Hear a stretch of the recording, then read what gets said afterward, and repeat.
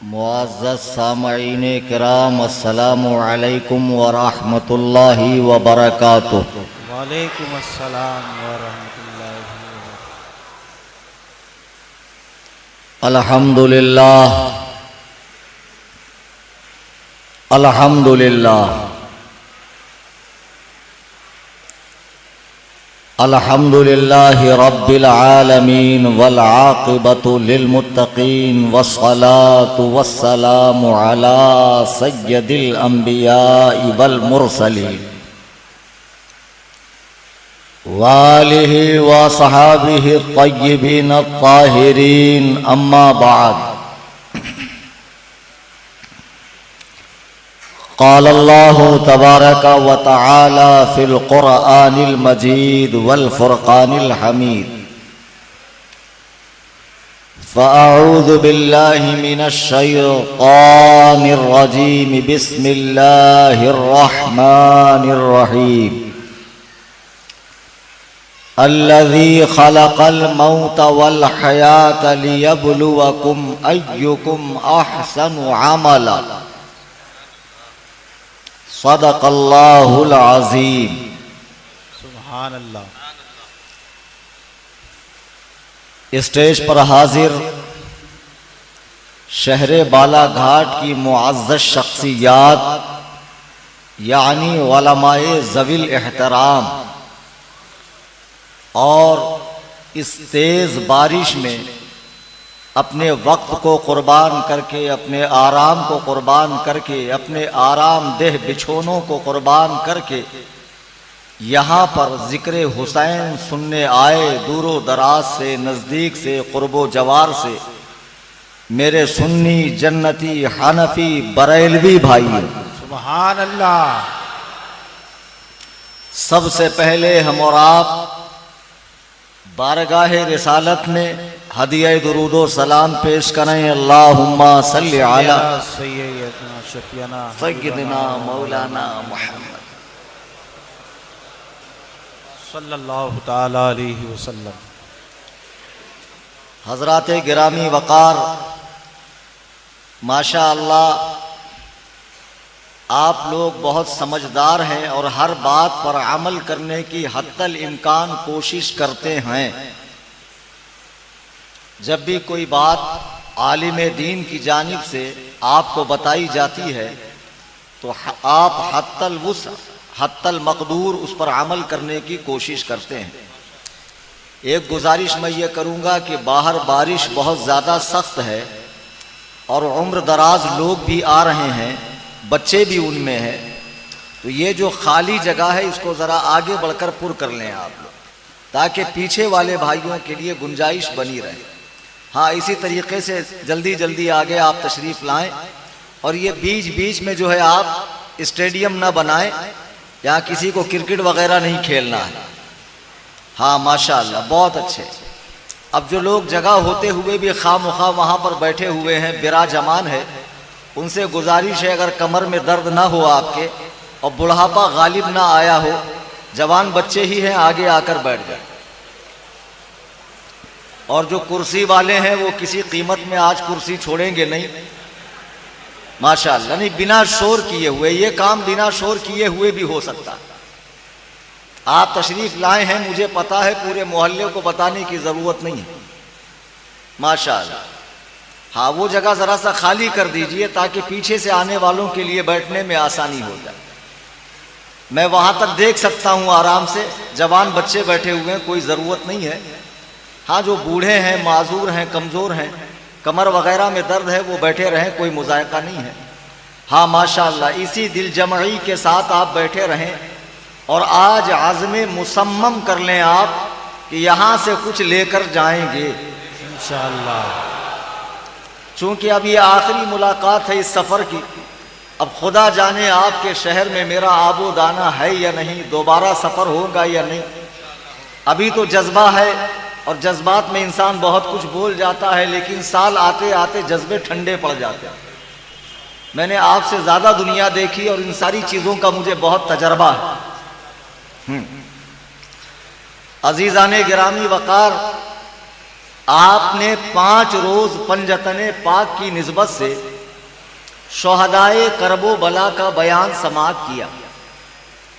ये बयान पूरी तरीके से शोहदाए करबो बला पर नहीं था, इसमें बहुत सारी चीज़ें ऐड की थी मैंने, और वो ऐड करना भी वक्त और हालात के लिए ज़रूरी था। मसलन हमने पहले दिन जनाबे रिसालत में आप सल्लल्लाहु अलैहि वसल्लम की तबलीग, आपका तरीक़ाकार, आपके मोजज़ात, दुनिया से आपका तशरीफ़ ले जाना। भाई ये काले खां की तबीयत क्यों ख़राब हो रही है, ज़रा इसको एक मरतबा ठीक कर दीजिएगा। फिर हज़रत सैयदुना अबू बकर सिद्दीक़ का तख्ते खिलाफत पर बैठना, इसी तरतीब के साथ इमाम हसन मुश्तबा तक खिलाफत राशिदा का कायम होना, फिर हज़रत सैयदुना अमीर मुआविया रज़ी अल्लाह ताला अन्हु का दुनिया से तशरीफ़ ले जाना, और यजीद पलीद का तख्त पर बैठना और अहले बैते पाक पर जुल्म सितम के पहाड़ तोड़ना, और उस मौके पर तन्हा पूरी दुनिया में एक नवासे रसूल का यजीद के मुकाबले में डट जाना, ताकि हक का आलम बुलंद रहे और सुबह क़यामत तक धरती पर इस्लाम अपनी असल हालत में बाकी रहे। बेशक, सुभान अल्लाह। मैंने कल बताया, कल के रोज 2 तकरीरें हुई। जामा मस्जिद में किस तरह फर्जंदान मुस्लिम की शहादत हुई, इमाम मुस्लिम को शहीद किया गया, इमाम आली मकाम करबला तशरीफ लाए, और किस तरह बेदर्दी के साथ आपके कुंबे के हर जवान शख्स को सिवाय इमाम ज़ैनुल आबिदीन के बेदर्दी से शहीद कर दिया गया, इमाम आली मकाम को भी शहीद किया गया। ये हिजरी 61 मुहर्रम की 10वीं तारीख का वाक़िया है। जब इमाम हुसैन की शहादत हो गई तो उसके बाद यजीदियों ने अपने तमाम मुर्दों को जमा करके उन पे नमाज जनाजा पढ़ी। अलबत्ता अहले बैते पाक के जो शोहदा थे उनको उठाने वाला करबला में कोई नहीं था, और बीबी ज़ैनब जो थी उनका पर्दा इस बात के आड़े आ रहा था कि वो किस तरह मैदान में जाती और शोहदा की लाशों को जमा करती। एक रात वहां यजीदियों ने स्टे किया, एक रात क़याम किया। दूसरे दिन अलग सुबह यजीदियों ने इमाम आली मकाम के कुंबे की औरतों को पीछे हाथ बांध दिए, उनके दुपट्टे छीन लिए गए, ऊंट की नंगी पीठ पर उन्हें बिठा दिया गया, और सरे इमाम को लेकर ये काफिला मैदान करबला से कूफा उबैदुल्लाह इब्ने जियाद के पास पहुंचा। उबैदुल्लाह इब्ने जियाद जो यजीद की तरफ से कूफा का गवर्नर मुकर्रर किया गया था, वो खबीस तख्त पर बैठा हुआ है, और इमाम आली मकाम का सरे मुबारक एक तश्त में रखा हुआ है। खबीस अपनी छड़ी से कभी इमाम हुसैन के होंठों को हिलाता, कभी आग की पुतली ऊपर करता। एक सहाबी वहां बैठे थे, उन्होंने जलाल में आकर कहा, उबैदुल्लाह इब्ने जियाद, ओ मरजाना की औलाद, अपनी छड़ी इमाम के लबों से हटा। अल्लाह की कसम, मैंने अपनी आंखों से देखा है कि सरकार इन लबों को चूमा करते थे। अपनी छड़ी हटा ली। अल्लाहु अकबर कबीरा। अब जब ये काफिला करबला से कूफा आया, आप क्या समझते हैं पूरी शांति के साथ आया, पूरे अमन के साथ आया? नहीं, इन लोगों ने ढोल बजाए, ताशे बजाए, नाचा गाए, शराब पिए। आज इस किस्म का कुछ मंजर आपने अपने गांव में भी देखा होगा। आज भी यजीद के कुछ वारिसीन हैं जो दावा तो मोहब्बत हुसैन का करते हैं, लेकिन उनका अमल सरासर यजीद के मुताबिक है। मेरे बुजुर्गों, दोस्तों, यजीदी भी तो कुरान और हदीस पे चलने का दावा करते थे। यजीद के मानने वाले भी तो रसूलुल्लाह पर दुरूद और सलाम पढ़ा करते थे। यजीद के मानने वाले भी तो मुसलमान थे। मुझे बताओ, 22,000 के लश्कर में कौन यहूदी था, कौन नसरानी था, कौन मजूसी था, कौन हिंदू था? किसका नाम गैर मुस्लिम के नाम पर था? सारे के सारे नाम वाले मुसलमान, सारे के सारे टोपी वाले, दाढ़ी वाले। लेकिन चूंकि ये नाम निहाद मुसलमान थे और ये इस्लाम को अपने हाथों से खत्म करना चाहते थे, आज उसी तरीके से नाम निहाद हुसैनी भी मौजूद है, जिनकी जबानें तो ये कहती है या हुसैन, लेकिन अल्लाह की कसम जिनका अमल इमाम हुसैन को उनकी कब्र अनवर में तकलीफ पहुंचाता है। मेरे बुजुर्गों, दोस्तों, ये काम यजीदी करते हुए कूफा आए। अब कूफा के बाद इमाम हुसैन का सर यजीद के पास पहुंचाया गया। मुल्क शाम में यजीद था, वहां के दारुल हुकूमत दमिश्क में था। जब सरे इमाम हुसैन दमिश्क में पहुंचा तो ऐलान कर दिया गया कि अमीरुल मोमिनीन के बागी हुसैन इब्ने अली को अल्लाह ने जिल्लतनाक शिकस्त दे दी है और आज उनके सर के साथ उनके खानदान वालों को अमीरुल मोमिनीन की बारगाह में हाजिर किया जा रहा है। तमाम शहर में मुनादी करवा दी गई कि खुशियां मनाएं और खूब जोरों शोर के साथ एक दूसरे को मुबारकबादियां पेश करें। अल्लाह अल्लाह, कैसा जमाना है कि जो लोग इस्लाम की जिंदगी के अंदर रगो पै की हैसियत रखते हैं, आज उन्हें मजलूम बनाकर एक जालिम के सामने पेश किया जा रहा है। जब यह हुसैनी काफिला मुल्क शाम में दाखिल हुआ, दमिश्क में दाखिल हुआ, तो अहले बैते पाक की औरतें जिनके ऊपर दुपट्टे नहीं थे, हाथ बंधे हुए हैं, शर्म से किसी का चेहरा नहीं देखती है। अल्लाह के रसूल के एक सहाबी उस वक्त दमिश्क में आए हुए थे। उन्होंने जब देखा कि बहुत बड़ी भीड़ है, बहुत बड़ा मजमा है, तो उन्होंने एक सिपाही से पूछा क्या मामला है। तो सिपाही ने बताया कि करबला में जंग हुई, हुसैन को शिकस्त हुई, उनके सर को लाया गया है। सहाबी रोते रोते करीब आए तो बीबी सकीना जो इमाम आली मकाम की 7 साल की बच्ची है, सहाबी ने कहा सुनो, मैं आपके नाना जान का अदना सा गुलाम और सहाबी हूं, मेरे लायक कोई खिदमत है। बीबी सकीना कहती है अगर आप कुछ कर सकते हैं तो इन ढोल बजाने वालों को आगे कर दीजिए, चूंकि लोग इनकी वजह से हमें देखते हैं और हमारी खानदान की औरतें वो मुकद्दस हैं, वो इफ़्फ़त मआब हैं कि जिनके तलवों को महरो माह ने भी नहीं देखा है। आप इन तमाशाकारियों को आगे कर दीजिए। उस सहाबी ने उन ढोल बजाने वालों को, तमाशा करने वालों को चंद रुपये देकर आगे कर दिया। अब जब यजीद की बारगाह, यजीद के दरबार में इमाम आली मकाम का सर पहुंचा तो रिवायतों में आता है कि यजीद रोने लगा कि ऐ हुसैन इब्ने अली, अगर डायरेक्ट आप मेरे पास आते तो आज ऐसा ना होता। उलमा फरमाते हैं ये यजीद की मक्कारी थी जो कत्ले हुसैन का दाग अपने दामन से धोना चाहता था, लेकिन वहाबियों के अब्बा की बख्शिश नहीं हो सकती, क्योंकि वहाबी जिन रिवायात को लाकर अपने बाप यजीद को बचाना चाहते हैं, उन रिवायात पर हमसे बहुत ज्यादा हाफिज जुबैर अली जई, मशहूर अहले हदीस आलिम है पाकिस्तान के, उन्होंने खुद इन रिवायात को खंडन किया है और यजीद को लानती और काफिर करार दिया। बेशक बेशक हक है। आज जो ये नए लोग पैदा हुए हैं, ये छोकरे, कॉलेज में पढ़ने वाले स्टूडेंट, ये खड़े होकर पेशाब करने वाले छोकरे कुरान और हदीस पढ़ने की बात करते हैं और अपने अब्बा यजीद का बचाव करते हैं। तुम्हारे अब्बा की खबर मैं अभी आगे लेता हूं, सुनो। इमाम आली मकाम का जब सरे मुबारक लाया गया, यजीद ने भी वही हरकत की जो उबैदुल्लाह इब्ने जियाद ने की थी।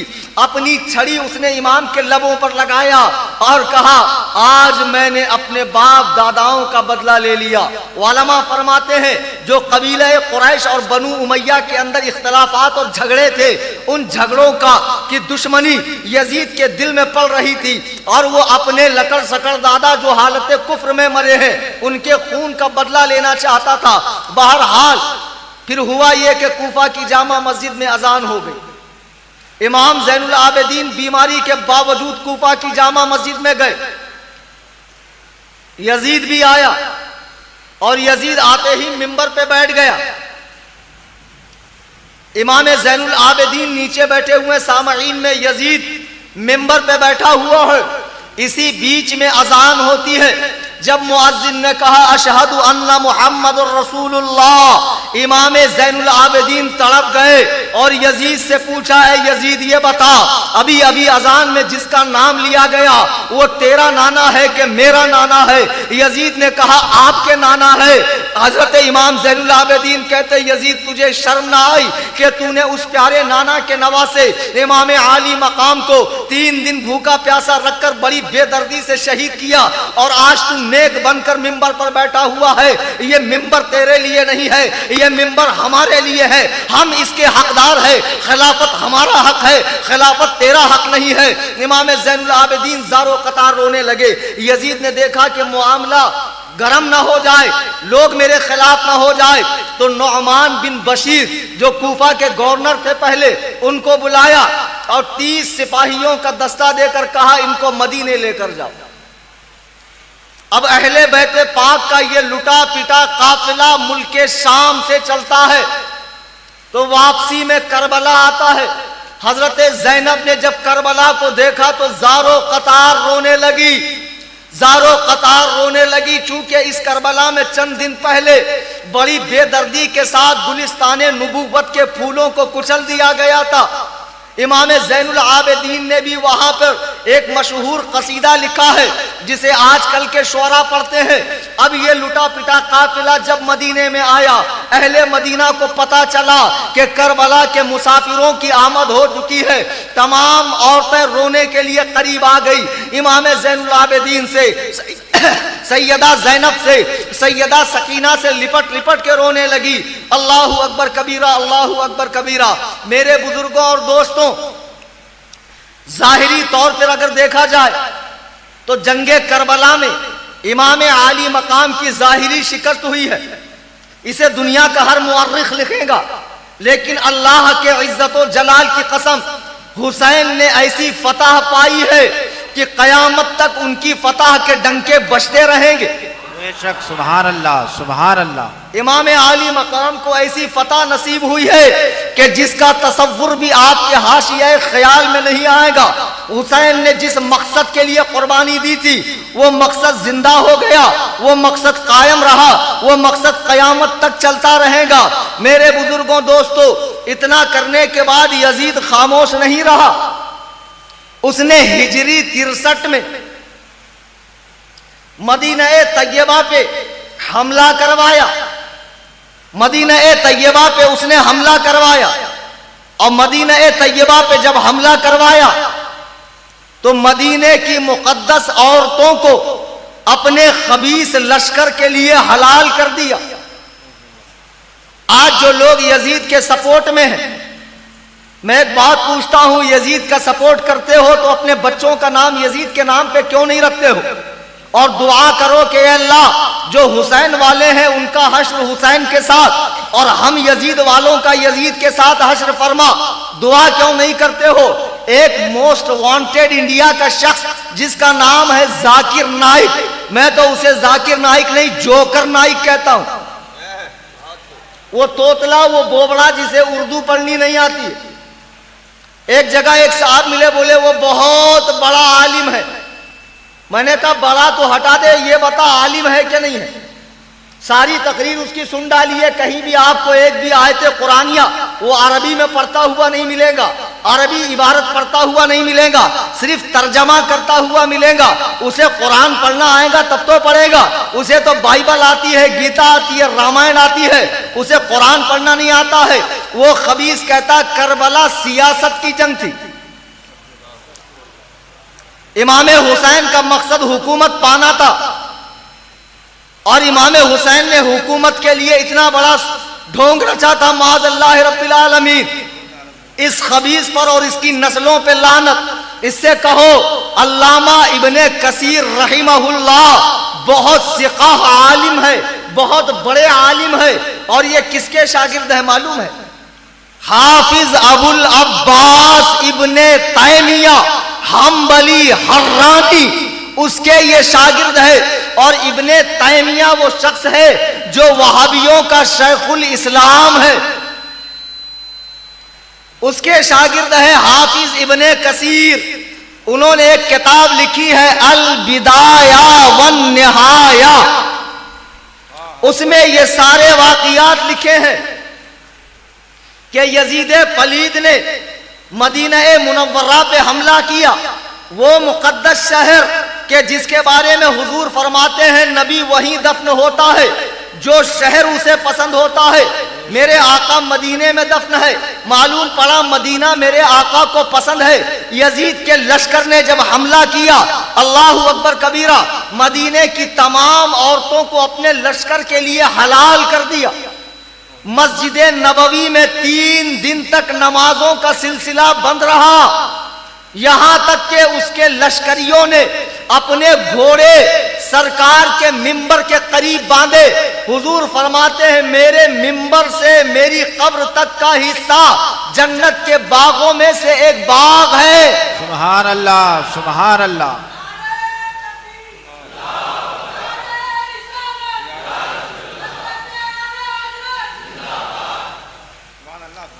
अजीजाने गिरामी वकार, मिंबरे अतहर के पास उसने घोड़े बंधवाए। उन घोड़ों ने वहां पेशाब भी किया, पाखाना भी किया, गंदगी भी की। एक सहाबी जो हदीस में बहुत सिका है, असबत है, औसक है, जिनका नाम है सईद ताबई, सईद बिन मुसय्यब रहीमहुल्लाह, मस्जिद नबवी बंद कर दी गई। वो पागल बनकर घूमते थे तो लोग उन्हें पागल समझ के छोड़ दिया लोगों ने। फिर वो मस्जिद नबवी में आकर नमाज पढ़ते।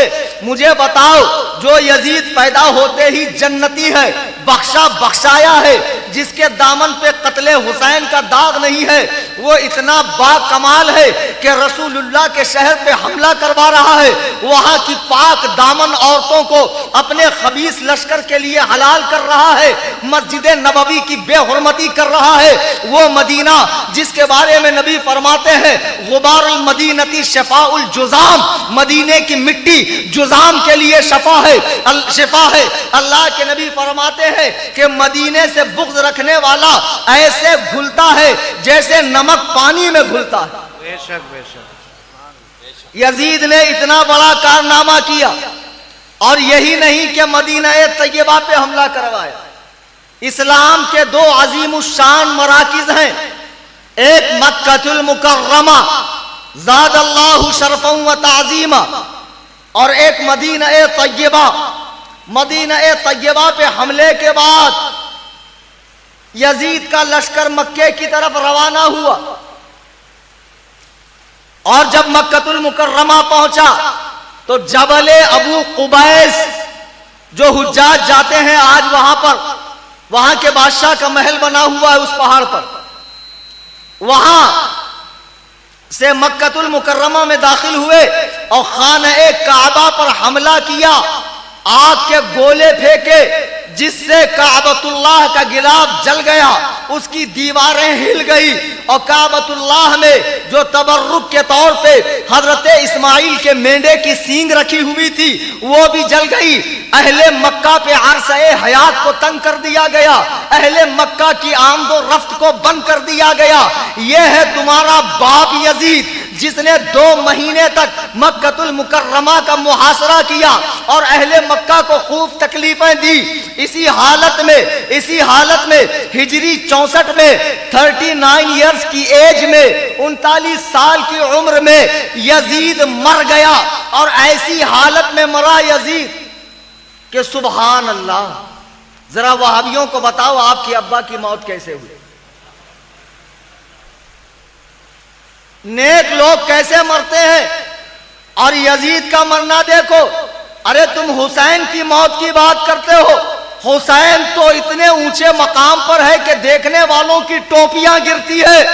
अभी 1 साल पहले अल्लाह का एक वली असर की नमाज पढ़ चुका है, दुआए हिज़्बुल बहर पढ़ चुका है, लेटा हुआ है और पूछता है नमाज़े मगरिब को कितना वक्त है। अल्लाह के नबी फरमाते हैं वो बंदे मोमिन जो एक नमाज के बाद दूसरे नमाज का इंतजार करे वो अल्लाह का वली है। वो अल्लाह का वली पूछता है मगरिब को कितना वक्त है, लोगों ने बताया है हुजूर 10 मिनट, जबान से जारी हो रहा है अल्लाहु अकबर अल्लाहु अकबर अल्लाहु अकबर। जब मुअज्जिन ने अजान पुकारी रूह कफ़से उनसुरी से परवाज हो गई, ये कहते हुए अख्तरे कादरी खुल्द में चल दिया, खुल्द वाह है हरे कादरी के लिए। नारे तकबीर, नारे तकबीर, नारे रिसाला, फैज़ाने हुजूर ताजुश शरिया, फैज़ाने हुजूर ताजुश शरिया, उलमाए अहले सुन्नत,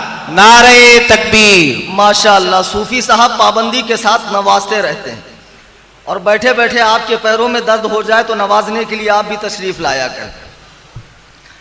अजीजाने गिरामी वकार, ये तो हुसैन आजम की बात है।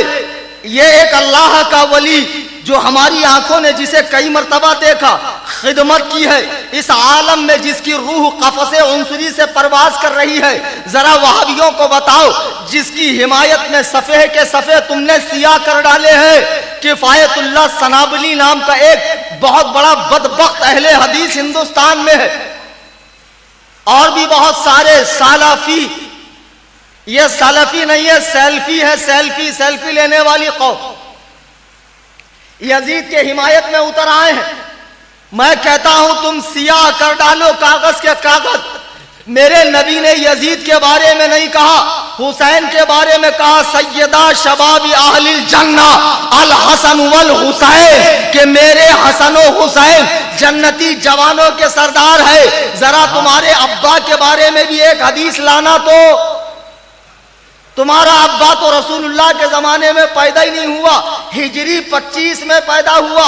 और ये बदबख्त जिसने अहले बैते पाक पर जुल्मो सितम के ऐसे पहाड़ तोड़े, अल्लाह अल्लाह, मदीनतुर रसूल पर हमला किया, उस शहर मुकद्दस पर हमला किया, इतने बावकार शहर पे हमला किया कि जिसकी अजमतों को हम क्या बयान करें।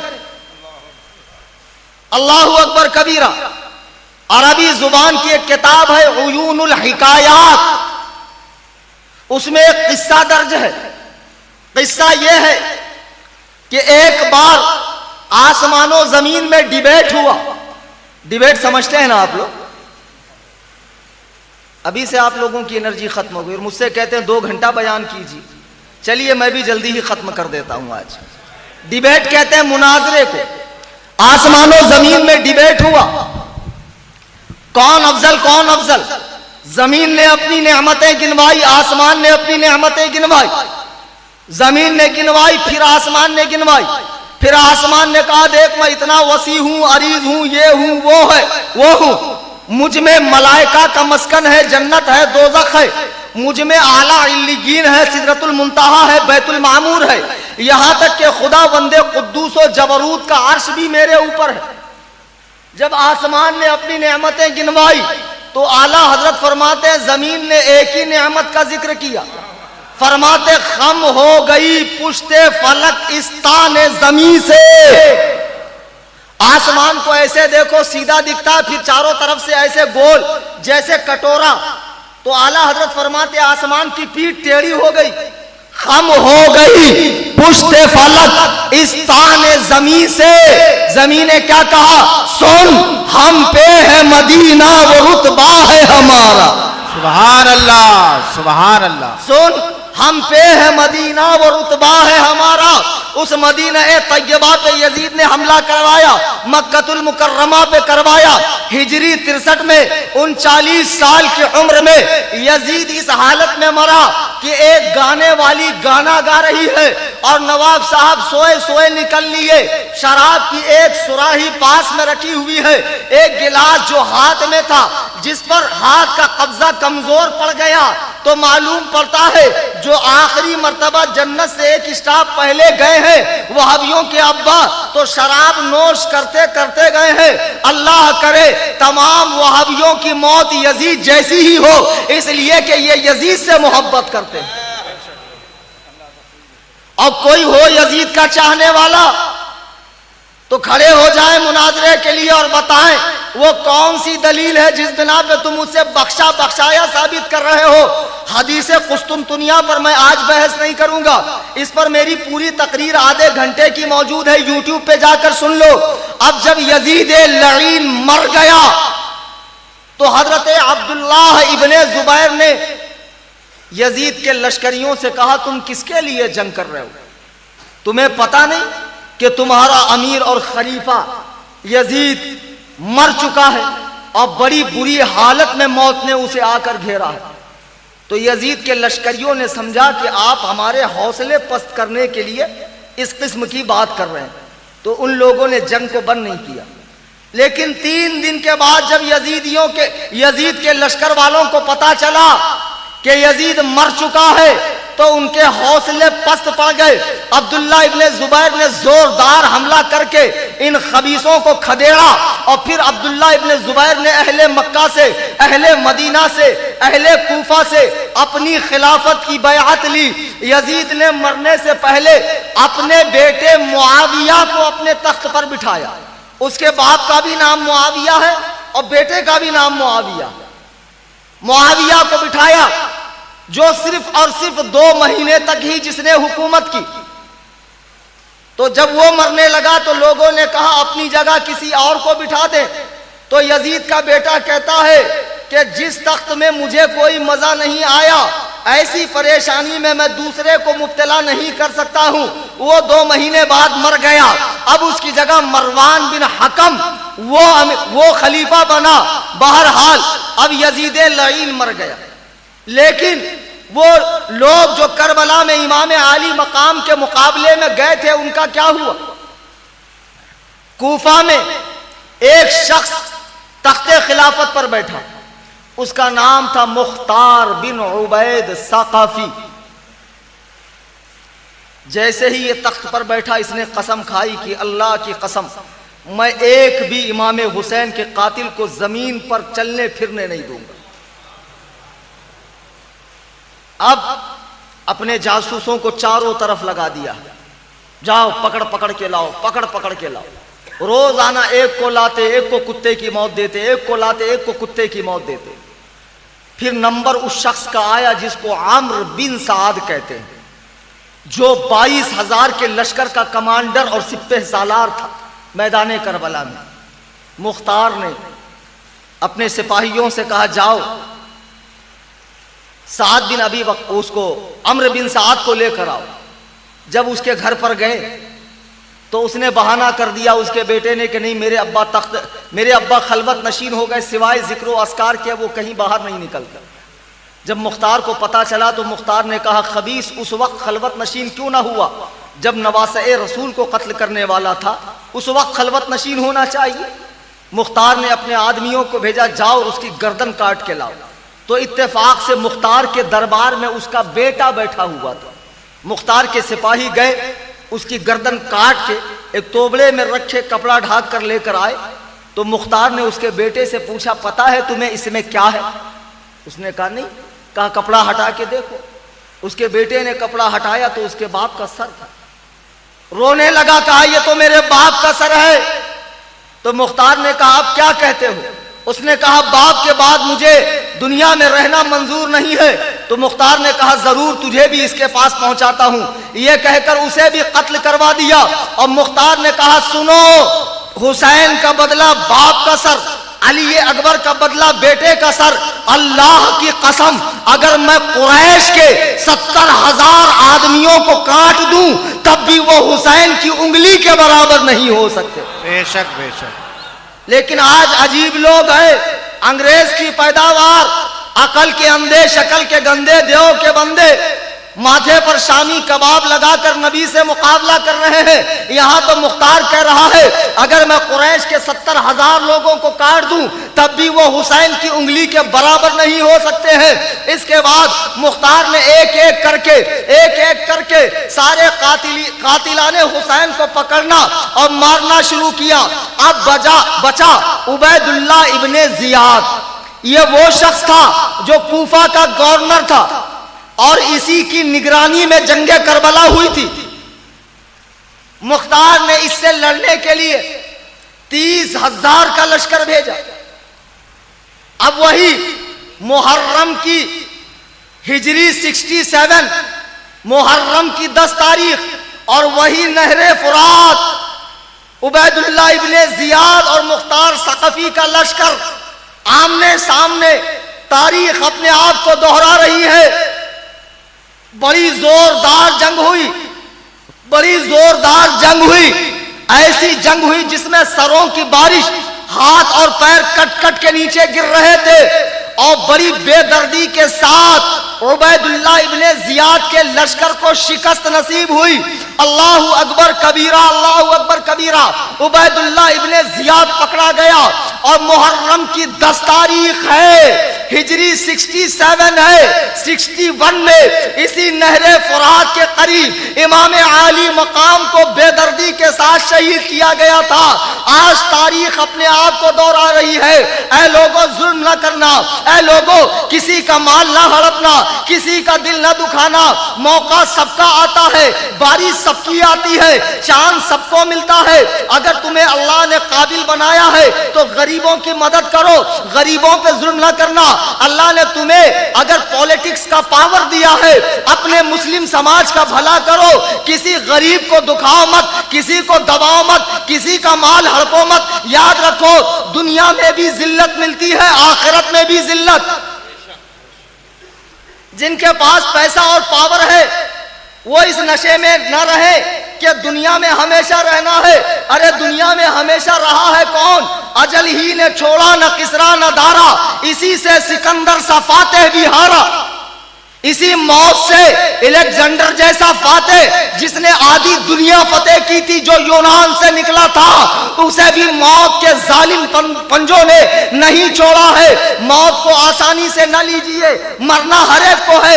ऐसा कुछ काम कर जाओ कि सदियों तक याद रखे जाओ, जमाने तक याद रखे जाओ। जैसे आज हुसैन इब्ने अली को जमाना पुकार रहा है, या हुसैन, या हुसैन, या हुसैन। सुभान अल्लाह। नारे तकबीर, नारे तकबीर, नारे रिसालत, जिक्रे शहीदाने करबला, नारे तकबीर, नारे रिसालत।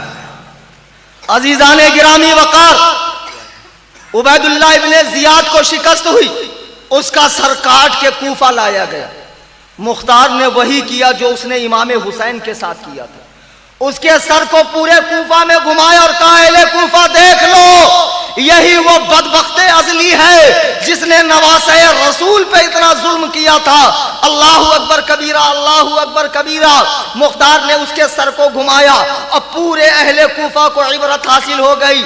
मुख्तार ने इमाम हुसैन के तकरीबन 6000 कातिलों से बदला लिया। 6000। इतना अजीम शान कारनामा करने के बाद उसका भी दिमाग ठिकाने नहीं रहा। कभी कभी ज्यादा पैसा आ जाए, ज्यादा इल्म आ जाए, ज्यादा शोहरत आ जाए, आदमी का दिमाग खराब हो जाता। आदमी को चाहिए कि हमेशा अपनी हैसियत पे गौर करे, मैं क्या हूं। 4 पैसा आने के बाद आदमी का दिमाग ठिकाने नहीं रहता, हवा में परवाज करने लगता है, लोगों को कीड़े मकोड़े समझता। ये हर एक की बात है, मुख्तार ही की बात क्या, तुम में भी ऐसे बहुत होंगे जिनके पास 4 पैसे हैं तो गरीबों को खातिर में नहीं लाते। सुन लो सेठियों, पैसे वालों, अल्लाह ने अगर तुम्हें पैसे वाला बनाया है तो अपनी कौम की खिदमत करो। आज तुम्हें मालूम नहीं हिंदुस्तान के हालात क्या है, मुसलमानों के लिए कैसी जहनियत गैर मुस्लिमों की बन रही। मुसलमान का हर तरह बाइकआउट करने की जहनियत बन रही। ये सारी अंदर की बातें तुम्हें पता नहीं। मुसलमानों को हुजूमी तशद्दुद का शिकार किया जा रहा है, जिसको मॉब लिंचिंग कहते हैं। मुसलमानों को छोटे छोटे इल्जामात में फंसा कर मारा जा रहा है। मुसलमानों के दीन में मुदाखिलत की जा रही है 3 तलाक के नाम पर। तुम्हारी गैरत जागती नहीं है। तुम्हें क्या हो गया है जो तुम इन काफिरों के साथ मिलकर और उनसे इमाम हुसैन के जुलूस के नाम पे, संदल के नाम पे चंदे वसूल करते हो। तुम मुसलमानों को बेवकूफ समझते हो। तुम काफिरों के जुलूस का इस्तकबाल करते हो और मुसलमान बने हुए हो। तुम सिखों के जुलूस का इस्तकबाल करके अपने आप को मुसलमान समझते हो।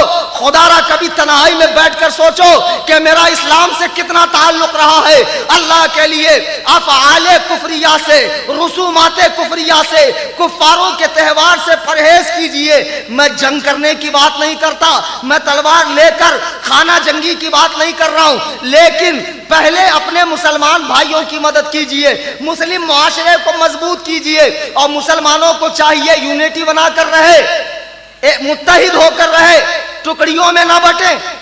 ये क्या तमाशा है। एक शहर में सब सुन्नी, लेकिन उसका ग्रुप अलग, इसका ग्रुप अलग, जामा मस्जिद के इमाम का ग्रुप अलग, मदरसे वाले का ग्रुप अलग। क्या तमाशा है? तुम मजाक समझ रहे हो दीन का? तुम चाहते क्या हो? तुम क्यों नुकसान पहुंचा रहे हो इस्लाम को? सब सुन्नी है, लेकिन तेरा पीर बड़ा, मेरा पीर छोटा, उसका पीर बड़ा, उसका पीर ऐसा, उसका पीर भैंसा, उसकी तंजीम फलानी, मेरी तंजीम फलानी, मेरा मदरसा फुलाना, उसकी तंजीम फुलानी। सुनो अल्लाह के बंदो, सुन्नियत के नाम पर मुत्तहिद हो जाओ, वरना वहाबियत की ये दीमक तुम्हें खोखला कर देंगी। आज जिनको तुम छोटी छोटी बात पर भगाते हो, उन्हें वहाबी प्यार से, मोहब्बत से सर पर, पीठ पर हाथ फेर कर लेकर जाते। अगर कोई गलती करता है, उलमा के पास लाकर तौबा करवा लो। अब भाईचारगी कायम रखो, झिड़को मत, प्यार से समझाओ, मोहब्बत से समझाओ, टुकड़ियों में मत बंटो। आज हिंदुस्तान में मुसलमानों की हालत क्या है? चलो एक मोटा मोटी बात बता दो, मेंबर ऑफ पार्लियामेंट कितने होते हैं? तकरीबन 543। राज्यसभा के भी मेंबर की बात कर रहा हूं मैं मिलाकर, उसमें मुसलमान कितने हैं? 23। अभी जो रिसेंटली रिजल्ट आया है पार्लियामेंट के इलेक्शन का 23, उसमें 23 में कितने पक्के मुसलमान हैं? एक बंगाल की है भी नुसरत जहां, तो आपने देखा नहीं, आधा तीतर आधा बटेर वाला मामला है। मेरे भाइयों, बुजुर्गों, दोस्तों, आज सियासत में तुम्हारी पकड़ नहीं, मुआशरे में तुम्हारी पकड़ नहीं, आज बिजनेस में तुम्हारी पकड़ नहीं। किसी भी बिजनेस को हल्का मत समझो, बेरोजगार मत बैठो, मुफ्त के टुकड़े मत तोड़ो, माँ बाप पे बोझा मत बनो। पंचर की दुकान हो खोलो, चाय का ठेला हो खोलो, भजिया तलना हो खोलो, किसी को हल्का मत समझो, हर फील्ड में काम करो। तुम्हें नौकरी नहीं मिलने वाली, तुम बड़ी बड़ी डिग्रियां लेकर एसपी, डीएसपी, कलेक्टर बनने के चक्कर में हो, क्योंकि तुम्हारी नुमाइंदगी पार्लियामेंट में करने वाला कोई नहीं है, तुम्हारी तरफ से बोलने वाला कोई नहीं है। जो बिजनेस मिले करो, और अगर आपका बिजनेस है तो वर्कर मुसलमान ही रखो कोशिश करके। इसमें मेरा क्या फायदा है? मेरा दिल जलता है जब मैं देखता हूं कि हमारी कौम के लोग ऊंचे ओहदों पर नहीं है। अल्लाह के बंदो, मुसलमानों को मजबूत करो, मजबूत हो, जो रिस्क का जरिया मिले कमाओ, अपने घर वालों की किफालत करो, अपने अहले मोहल्ला की किफालत करो, और एक यूनिटी बनकर, एक मुनज्जम तंजीम बनकर काम करो। अल्लाह की कसम, अगर शहरे बालाघाट के सारे सुन्नी मुत्तहिद हो जाए तो वहाबियत का जनाजा जल्द ही निकल जाएगा। बेशक, सुभान अल्लाह। एक बात मैं तुमसे पूछना चाहता हूं, एक जनरल क्वेश्चन कर रहा हूं। इस महफिल में ऐसे लोग भी हैं जिनकी उम्र 80 के आसपास, जरा उनसे पूछो कि आपके बचपन में शहरे बालाघाट में मुसलमानों में कितनी जमातें थी? बकसम पूछो, वो कसम खाकर कहेंगे कि सिर्फ और सिर्फ एक जमात थी जिसे अहले सुन्नत व जमात मसलके आला हजरत कहते हैं। बराबर। अब ये वहाबियत आसमान से आई कि जमीन से निकली? अब जो वहाबियत आपके शहर में आई तो सब जानते हैं मैक्स टू मैक्स 40 साल पहले आई या 50 साल पहले, इससे पहले तो नहीं आई ना। अजीब बात है, 50 साल पहले एक जमात आकर अपनी मस्जिद कायम कर कर अच्छे खासे लोगों को अपने फेवर में करके, और लोग भी क्या देखते, नमाज, रोजा, दाढ़ी, कुरान पढ़ना, मदरसा वगैरह, उन्होंने अच्छे खासे लोगों को अपने फेवर में किया। अब जो वहाबी है उनसे पूछो, बेटा तू कौन? वहाबी। तेरा बाप क्या कैसेट बंद? बाप सुन्नी। अगर बाप भी वहाबी, दादा क्या? 100% सुन्नी। आज ये लोग कहते हैं कि ये बिदाती जमात है, हमको कबर पुजवा है। ये लोग नए नए हैं, जब से बरेली में मौलाना अहमद रजा आई ये चीजें शुरू हो गई। इनसे पूछो कि पहले से तो हमारी जमात बालाघाट में आ रही, अगर तुम हक वाले हो, जन्नती हो, तो 50 साल के अंदर क्यों पैदा हुए? हक ऊपर से नीचे आता है कि नीचे से ऊपर जाता है? 50 साल के अंदर तुम पैदा हुए। लेकिन पैदा होने के बाद अपना फितना इतना बढ़ा दिया इन्होंने कि आज अच्छा खासा शहर उनसे मुतासिर हुआ। अगर आप चाहते हो इस फितने की कमर तोड़ना, मुत्तहिद हो जाओ और मुत्तहिद होकर काम करो। मेरे बुजुर्गों, दोस्तों, उबैदुल्लाह इब्ने जियाद को मारने के बाद मुख्तार सकफी ने 6000 कातिलाने हुसैन से बदला लिया, लेकिन आखिरी में जब ये मरा तो नबी होने का दावा करके मरा। अल्लाहु अकबर कबीरा। और ताजिए की जो बिदात है ना, ये इसी मुख्तार सकफी ने शुरू की। जी हाँ, ताजिए की बुरी रस्म मुख्तार सकफी ने कूफा से शुरू की है। बहरहाल मुख्तार मर गया। अब इसके बाद खुदा बंदे कुद्दूस का कहर कैसे नाजिल हुआ कि कूफा में एक महफिल बैठी हुई थी और लोग कहने लगे कि जो भी करबला के मैदान में गया उसे कोई ना कोई अल्लाह के अजाब में वो मुब्तला हुआ। एक बुड्ढा खड़ा हुआ, उसने कहा मैं भी तो गया था, मेरे साथ कुछ नहीं हुआ। उठा और चराग दुरुस्त करने लगा कि चराग ने उसके बदन को पकड़ लिया, पूरी बॉडी उसकी जलने लगी। उस पर पानी फेंका जाता लेकिन असर न हुआ, यहां तक कि वो जलकर कोयला हुआ।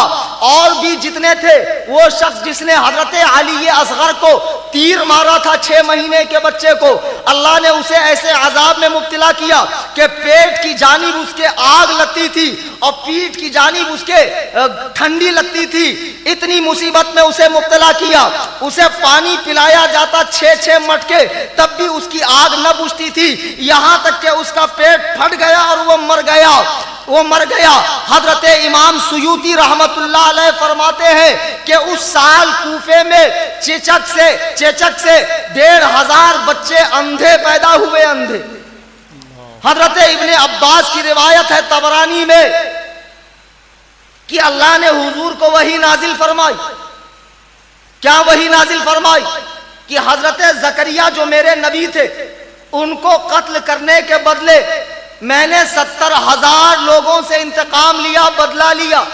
और ऐ नबी, तेरे नवासे के बदले मैं 70 के डबल यानी 1,40,000 लोगों से बदला लूंगा। अब लोग कहेंगे मौलाना लश्कर तो 22,000 का था, फिर 1,40,000 से अल्लाह ने बदला क्यों लिया? किसी का मुंह सुअर जैसा हो गया, कोई जल गया, अजीब अजीब बीमारियों में मुब्तला हो गए, कोई आंखों का अंधा हो गया। 1,40,000 से बदला क्यों? तो सुनो, हदीसे पाक है, मेरे आका फरमाते हैं कि जिस जगह कोई बुराई का काम हो, जो लोग वहां मौजूद हैं वो तो गुनहगार है ही, लेकिन जो उसमें मौजूद ना हो लेकिन होने की ख्वाहिश रखते हैं कि काश हम भी होते, तो देखते कैसे ढोल बज रहा था, कैसे संदल शरीफ निकल रहा था, कैसे डीजे बज रहा था, कैसे बाबा के आंग में हाजिरी आ रही थी। जो लोग वहां रहने की ख्वाहिश करें वो भी ऐसे ही है जैसे लोग वहां मौजूद हों। बेशक। फिर अल्लाह के नबी फरमाते हैं किसी जगह नेक काम हो रहा हो तो जो वहां है उनको तो सवाब मिलेगा, लेकिन जो वहां नहीं है और होने की ख्वाहिश रखते हैं, अल्लाह उनको भी उतना ही सवाब देगा जो मौजूद होने वालों को मिलता है। सुभान अल्लाह, सुभान अल्लाह। क्या समझे आप कि मैदाने करबला में जाने की जिन जिन लोगों ने ख्वाहिश की, अल्लाह ने सबको दुनिया ही में सबसे बदला लिया, इंतकाम लिया। अब जो लोग, अल्हम्दुलिल्लाह मुझे बताया गया कि तकरीरों से 80% मजमा बाबा पार्टी का कम हो गया, अल्लाह का शुक्र। लेकिन जो 20% भी गए तो क्यों गए? उन्हें प्यार से मोहब्बत से समझाना हमारा आपका फर्ज है। उन बेचारों को अजीब अजीब ख्वाब दिखाए जाते हैं, सब्ज बाग दिखाए जाते हैं। ये बाबा पार्टी आजकल हिंदुस्तान में सुन्नियत को बदनाम करने में कोई कसर नहीं छोड़ रही है। जितना बदनाम सुन्नियत को इन मुजावरों ने, इन चादर चोर मुजावरों ने, इन चरसियों ने, गंजेड़ियों ने, भंगियों ने, इन हराम खोर शरीयत बेजार लठ वाले लंबे लंबे बाल वाले और हाजिरी आने वाले बाबाओं ने बदनाम किया है। और वहाबी देवबंदी कहते हैं देखो ये है बरेलवियों का पीर। आज बाकायदा सोशल मीडिया पे नंगे पुंगे बाबा, लंबे लंबे बाल वाले बाबा, कुछ बाबा तो ऐसे कि कब्र के ऊपर लेट गए हैं और कहा इनका सब हो गया, खाली आग बंद हो गई तो ऊपर से ढाक देना है। अजीब मजाक बना लिया शरीयत का इन लोगों ने। इन नंगे पुंगे फकीरों को देखकर कहते हैं देखो ये है बरेलवियों के बाबा। ऐ वहाबियों देवबंदियों, इन हराम खोर शरीयत बेजार शरीयत के दुश्मन पीरों को देखकर बरेलवी न कहना। अगर तुम्हें बरेलवी समझना है क्या होता है तो इमाम अहमद रजा की किताबें पढ़ो। सुभान अल्लाह, सुभान अल्लाह। इमाम अहमद रजा की फिक्र को समझो। आप सब मजार पे जाते हैं, बोलो। चलिए मैं खत्म कर देता हूं तकरीर। भाई मेरे ये तकरीर नहीं है, ये गुफ्तगू है, बात है। आज कव्वाली शरीफ भी हो रही है माशाअल्लाह, और कव्वाल साहब भोपाल से तशरीफ लाए। और आपको मालूम है भोपाल में कितनी वहाबियत है। कव्वाल साहब सिर्फ कव्वाली गाने में ही लगे रहे, सुन्नियत का काम नहीं किया। और कव्वाली शरीफ में कैसे पैसे लुट रहे होंगे। और कव्वाली का जंगी मुकाबला और नाम क्या, उर्से पाक, सारे काम नापाक और डाल देना उर्से पाक।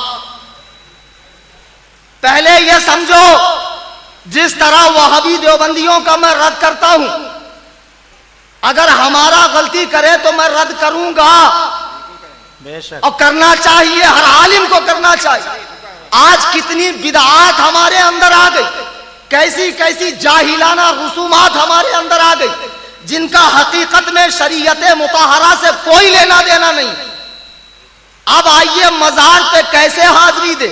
सबसे पहली बात यह कि आजकल लोगों ने मजारों को खाने कमाने का धंधा बना। माशा अल्लाह, सुभान अल्लाह। देखो वो लोग कव्वालों पे लुटा रहे हैं, बच्चा हम पे लुटा रहा है, और हकीकत में इस पैसे का सही इस्तेमाल होगा। हमारे यहाँ एक हजरत थे, इंतकाल हो गया, उनका नाम मुझे जहन में नहीं आ रहा है, थाने में मोलन वाले बाबा। तो जब भी उनके पास हम लोग जाते थे वलमा, तो वो 20 रुपए देते थे। तो मैंने एक दिन पूछा हजरत आप क्यों पैसे देते? तो उनकी जबान पूर्वी थी, फरमाते थे बबुआ दूध पी लेना, दूध पियोगे तो ताकत आएगी, तो चीखने चिल्लाने में मदद मिलेगी, तुम दीन का काम करोगे, लोग सुधरेंगे, मुझ फकीर को सवाब मिलेगा। सुभान अल्लाह। ऐसे अल्लाह वाले भी हमने देखे। सुभान अल्लाह। समझे? आइए, आजकल मजारे लोगों की कोठियां खड़ी होने का जरिया बन गई। आज मजारों से इतनी इनकम होती है, अल्लाह की कसम। ये टॉप लेवल की जो 8, 10, 20 मजारे हिंदुस्तान में है, इनके खजाने के मुंह खोल दो, हिंदुस्तान में कोई सुन्नी गरीब नहीं रहेगा। सुन्नियों के बड़े बड़े मदरसे बन जाएंगे, सुन्नियत का काम होगा। लेकिन इन माल पर ये मुजावर सांप बनकर बैठे हुए हैं और किसी को करीब नहीं आने देते। मजारों को खाने कमाने का धंधा बना लिया। अब यही वजह है कि नकली मजारें बहुत बन रही हैं। जहां देखो एक हरा कपड़ा डाल दिया। अब बेचारा जो परेशान है, देखता हरा कपड़ा है, आकर अगरबत्ती लगा देता, दूसरा आकर फूल डाल देता, तीसरा आकर रोने लगता है, तो चौथे को हाजिरी आती। माशाअल्लाह, माशाअल्लाह। चालू फिर क्या, मस्त एक नंबर धंधा, पैर गंदा ना हाथ गंदा, एक नंबर धंधा। और फिर वहां कोई ना कोई सरकार बैठ जाती है, लुटिया सरकार, चुटिया सरकार, उड़िया सरकार, गुड़िया सरकार, करामती पीर, पहुंचेले पीर, चमकता पीर। पीर लोग भी कम बदमाश नहीं है, बहुत बदमाश है पीर पार्टी। ये बदमाश पीरों की बात कर रहा हूं मैं, जो शरीयत के खिलाफ है, जो उलमा के खिलाफ बोलते हैं। एक से एक बदमाश पीर। एक बहुत बड़े पीर साहब थे, बहुत होशियार थे। तो उन्होंने क्या किया था, 10-20 गांव को मुरीद कर लिया, और मुरीद भी गुंडों को, चरसियों को, ब्याज खाने वालों को, तगड़ी पार्टी को, छोटी पार्टी को नहीं। छोटी पार्टी को तो जियारत ही नहीं होती, सिर्फ बड़ी पार्टी। और ये जो रईस लोग होते हैं, बेचारों के पास टाइम कहाँ होता, वो आलिम के पास आके हुजरे में मसला पूछने का। इनको तो कोई ऐसा तावीज दे दे कि एक ही रात में 20 माले की बिल्डिंग खड़ी हो जाए। पीर साहब ने 10-20 गांव मुरीद किए, तो पीर साहब थे बहुत माइंडेड। एक गांव का सदर एक गंजेड़ी को बना दिया गुंडे को, खबरदार इमाम साहब खिलाफ बोल नहीं सकते वरना गुंडा इमाम पे हमला कर देगा। अब बेचारा यूपी बिहार से इमामत करने आया 5-6 हज़ार रुपए की, उसकी क्या मजाल कि पीर साहब के खिलाफ बोल दे। पीर साहब ने गुंडे जो ऐसे पाल रखे, उसको सदर बना दिया गांव का। पूरा ज़कात सदका खैरात नजराने और जितना भी है सब के सब वसूल के खानका शरीफ में भेजा करो। और पीर साहब अपनी 7 पुश्तों के खाने का इंतजाम कर रहे हैं। पीर लोग को कम मत समझना, बहुत चाप्टर होते हैं पीर लोग।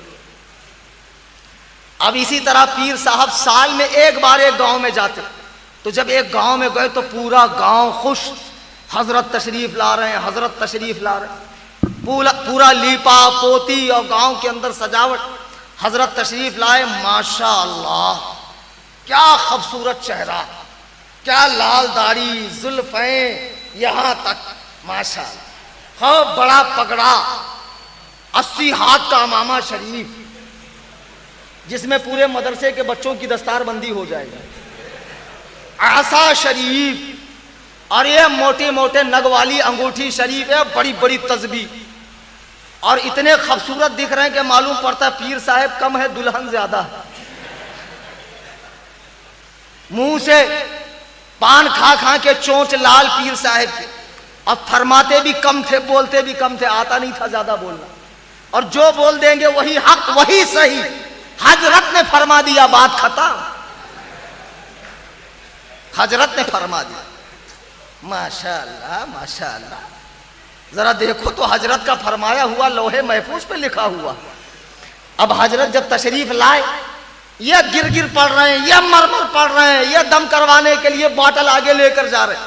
आज मैं 5 दिन से बयान कर रहा हूं, अगर तुम चाहते तो मैं 1.5 घंटे तक अल्लाह रसूल का, औलिया अल्लाह का नाम लेता हूं, कुरान पढ़ता हूं, हदीस पढ़ता हूं, मुझसे दम करवा लो, अल्लाह की कसम, अल्लाह कई अमराज में तुम्हें शिफा अता फरमाए।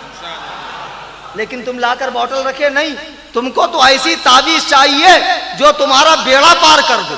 अब पीर साहब गांव में गए मस्ती के साथ, जो खलीफा साहब थे दाढ़ी कट्टे, उनसे कलेक्शन पूछा कितना कलेक्शन हुआ।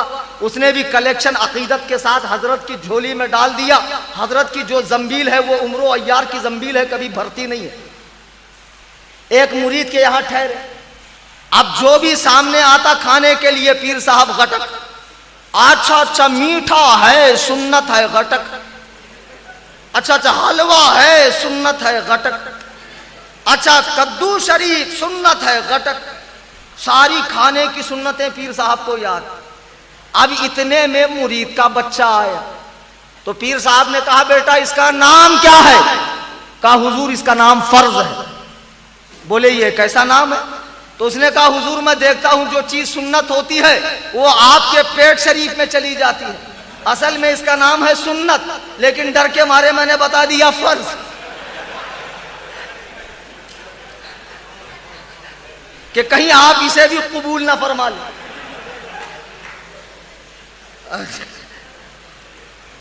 अब ढेर सारा खाने के बाद, अब जो दिन भर औरत पका रही है, आलिम को नहीं ठहराएंगे घर में, है ना, आलिम को फैजान ठहराएगा, फला ठहराएगा, और तुम पीर साहब को ठहरा के मजे मारो। आलिम ठहरेगा तो 5 वक्त नमाज पढ़ेगा ना, पीर साहब तो माशाअल्लाह बरकत देकर जाएंगे। बहरहाल अब पीर साहब खूब खाए तो औरत ने कहा अरे मैं दिन भर पकाती रहूंगी, मेरे मनगढ़ दुख रहे हैं, पीर साहब को कहो नमाज पढ़ने। अब बेचारा मुरीद आया, कहा हुजूर अजान हो गई, नमाज पढ़ेंगे?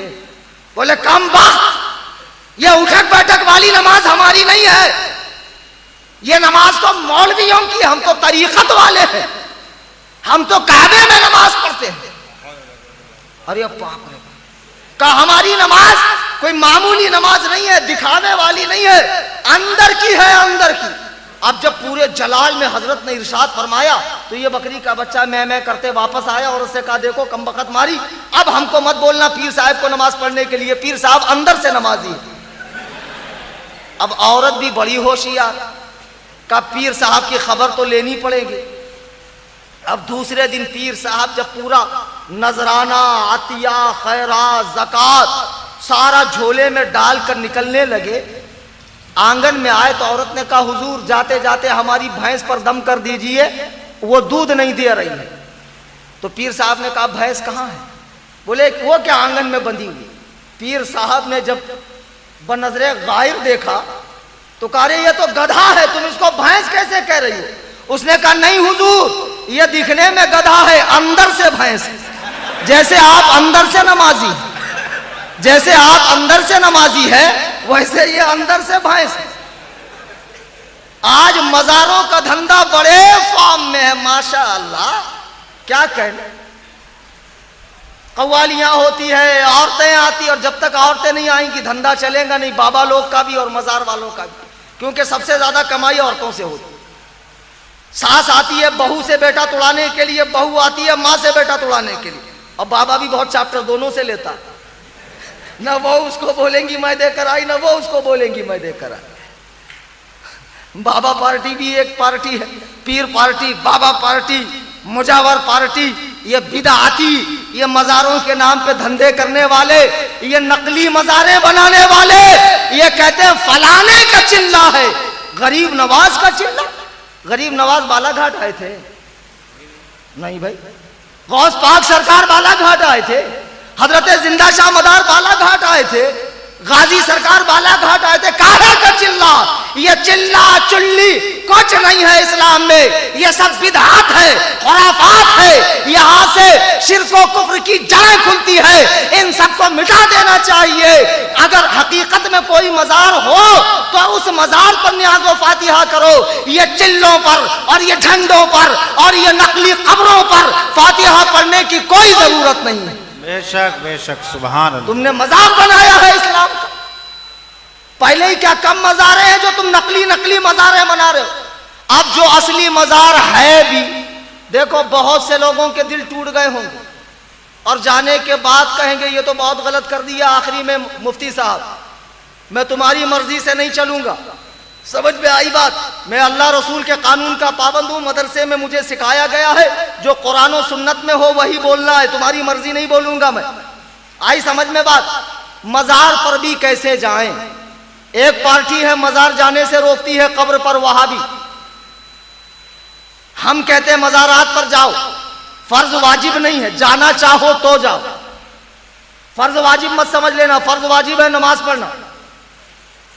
अब मजार पे जाने का तरीका क्या है? आला हजरत इमाम अहले सुन्नत मुजद्दिद आज़म दीन व मिल्लत इमाम अहमद रजा खान फाजिल बरेलवी रज़ी अल्लाह ताला अन्हु मजार पे जाने के आदाब बयान करते हैं। किसी भी बुजुर्ग की मजार पे जाओ तो पहले वजू कर लो, और जब अंदर दाखिल हो जाओ तो 4 हाथ दूर खड़े रहो, उनकी पांती की जानिब जहां उनके पैर हैं। खड़े होकर जितना कुरान याद है पढ़ लो। पढ़ने के बाद उनकी रूह को इसाले सवाब करो, बख्शो, और फिर कहो मौला ताला तेरे इस नेक बंदे के सदके मेरा फुला फुला काम कर दे। इंशाअल्लाह ताला अल्लाह ताला उस नेक बंदे के सदके आपका काम कर देगा। सुभान अल्लाह, सुभान अल्लाह।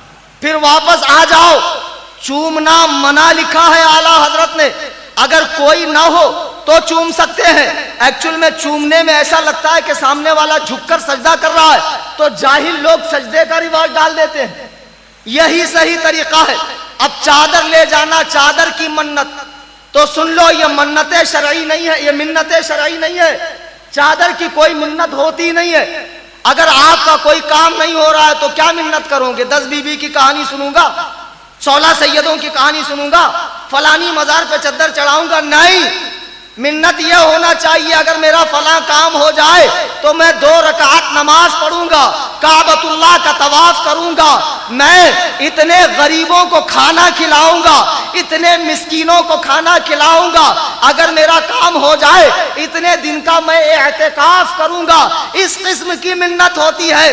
मजारों पर चादर चढ़ाने की कोई मिन्नत नहीं होती है। फतावा शामी में है मजार पे चादर क्यों चढ़ाई जाती है? इसलिए चढ़ाई जाती है ताकि आम कब्र और एक वली की कब्र में फर्क मालूम पड़ सके। बेशक। तो एक चादर से फर्क नहीं मालूम पड़ता है। एक चादर से फर्क मालूम पड़ता, फिर क्या जरूरत है इतनी चादरों का ढेर लगाना कि हर 2 मिनट में वो चादरें दोबारा दुकान पर पहुंचती है। मेरे बुजुर्गों, दोस्तों, अपने आप को इन चीजों में ज्यादा इन्वॉल्व मत करो। मजारों पर जाओ, औरतों को लेकर न जाए। मजार के पास अगरबत्ती जलाना हराम, कब्रिस्तान में भी जलाना हराम, इसलिए कि वो आग है और आग जहन्नम की चीजों में से है। मेरे बुजुर्गों, दोस्तों, यही सही तरीका है मजार पे हाजिरी। सुभान अल्लाह, बेशक। आला हजरत इमाम अहले सुन्नत फरमाते हैं कि रोज़े अनवर के सामने, सरकार के रोजे के सामने रुकू के बराबर झुकना हराम। अरे जब रसूल हाशमी की बारगाह में रुकू के बराबर झुकना हराम, तो और मज़ारों को सजदा करना कैसे जायज होगा? हरगिज हरगिज मज़ारात का सजदा जायज नहीं है, हराम है, हराम है। मेरे बुजुर्गों, दोस्तों, मज़ारात औलिया पर जाइए, उनके वसीले से दुआ कीजिए। वो अल्लाह के वली हैं, आपका आना भी देखते हैं, आपके लिए खुदा की बारगाह में सिफारिश भी करते हैं, लेकिन वहां कोई खिलाफे शरा काम मत कीजिए। आज मज़ारों का संदल निकाला जा रहा, और वो भी नकली मज़ारों का, ढोल ताशे के साथ। और हमारी माए बहनें छतों से वो देख रही है, वो क्या समझती है? वो गुनहगार नहीं है। किसी जगह गलत काम हो रहा हो तो उसे देखने के हिसाब से जाना, ये भी गुनाह। उसे देखने के हिसाब से जाना, यह भी गुनाह। मेरे बुजुर्गों, दोस्तों, अपने अंदर सुधार पैदा कीजिए। इसी तरह घरों में मैयत हो जाए तो लोग बहुत सारी गैर शरई रस्में करते हैं। मसलन अगर 10वें 40वें के लिए पैसा नहीं तो सूद से लेंगे, चूंकि बिरादरी में नाग बाकी रखना है। मेरे बुजुर्गों, दोस्तों, ये सारी दावतें फर्जो वाजिब नहीं है, महज मुस्तहब है। आपका क्या मुर्दे को पहुंचता है? कुरान पढ़ा हुआ पहुंचता है। आपका खाना उनको नहीं पहुंचता है। ये जो तरह तरह के पकवान सामने रखते हो ना, ये तो हम ही लोग खाते हैं। मुर्दे को जो पहुंचता है वो तिलावत कुरान, दुरूद पाक, कलिमा शरीफ का विर्द। मेरे बुजुर्गों और दोस्तों, अपने अंदर सुधार पैदा कीजिए और इस किस्म के जितने भी गैर शरई काम है उसे अपने अंदर से दूर कीजिए और सही मानों में सुन्नी बनिए। बाबा से बुलंद दुरूद पाक पढ़े, अल्लाहुम्मा सल्ली अला सय्यदना शफीअना हबीबना व मौलाना मुहम्मद।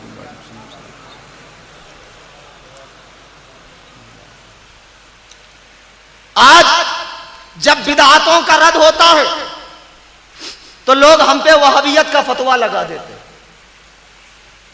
मौलाना तो वहाबी हो। सुन्नियत वो नहीं है जिसे तुम समझ रहे हो। सुन्नियत को हमने मदरसे में 18 साल समझा। सुन्नियत को हमने मदरसे में 18 साल समझा है। आपको मालूम होना चाहिए कि इस हिंदुस्तान में आज से चंद साल पहले सुन्नी गालिब अक्सरियत में थे, गालिब। आज हमारी शरह कम होती जा रही है, हम घटते जा रहे हैं। तुम्हें नहीं एहसास? चले जाओ मेवात के इलाके में, दिल्ली के इलाके में, जालंधर में, मेरठ में, सुन्नियों के इलाके साफ हो गए। चले जाओ महाराष्ट्र में, सुन्नियों के इलाके साफ हो गए। क्यों? हम लोग मुस्तहिब कामों में ज्यादा उलझे और जो जरूरी काम थे हमने उसे छोड़ दिया। आज आपके शहर में कोई एक लाइब्रेरी है सुन्नियों की, जहां हर जमात का लिटरेचर हो है। कल अगर कोई देवबंदी डिबेट की बात करे और किताबों की जरूरत हो तो आपके पास है? नहीं।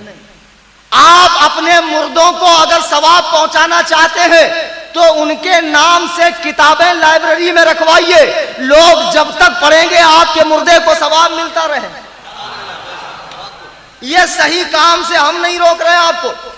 आपके शहर में एक लाइब्रेरी होना चाहिए और लाइब्रेरी में एक मुफ्ती होना चाहिए। ऐसा मुफ्ती जो पूरे डिस्ट्रिक्ट को, पूरे एरिया को कवर करे। जो नौजवान भटक रहे हैं उनको लेकर आओ ताकि वो मुफ्ती उनको समझाए। जैसे वहाबी अपने झूठे धर्म का प्रचार करते हैं, हमें भी अपने सच्चे मज़हब का प्रचार करना चाहिए। सुभान अल्लाह, बेशक। अब उसके लिए कुर्बानी देनी पड़ेगी ना। अल्लाह कुर्बानी मांगता और सुन्नी बिरयानी मांगता है। अल्लाह कहता कुर्बानी दो, सुन्नी कहता बिरयानी दो। बिल्ली के गले में घंटा बांधे कौन? आगे बढ़े कौन? काम वो करो जिसमें नाम हो, होर्डिंग बोर्ड पे फोटो आ जाए ढोल पार्टी के साथ। सेठ साहब अल्लाह ने दिया है तो उसकी कद्र करो और सही मानों में दीनो सुन्नियत का काम करो। तुम्हें एहसास है, एक चीज मैं बता दूं, मेरा दर्द बता रहा हूं, तकरीर नहीं कर रहा हूं। तुम क्या समझते हो कि तुम्हारे शहर में वहाबियत कम है तो पूरी दुनिया में कम है? आप गूगल में, जो वर्ल्ड का सबसे बड़ा सर्च इंजन है गूगल, उसमें इस्लाम के हवाले से कोई भी चीज सर्च करो तो सबसे पहली वेबसाइट किसकी आती है मालूम है आपको?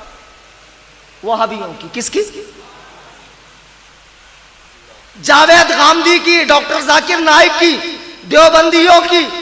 तुम्हें नहीं लगता कि आज जो जनरेशन इंटरनेट से दीन सीख रही है वहां भी हमारे लोग होना चाहिए, टेक्निकल लाइन से काम करने वाले, हमारी वेबसाइट होना चाहिए, हमारे बड़े बड़े मदरसे होने चाहिए, हमारी ऐसी पावरफुल तंजीम होनी चाहिए जो गांव गांव देहात देहात जाकर लोगों को दीन सिखाए, हमारी लाइब्रेरी होनी चाहिए, हमारे जबरदस्त आलिम हर शहर में होना चाहिए।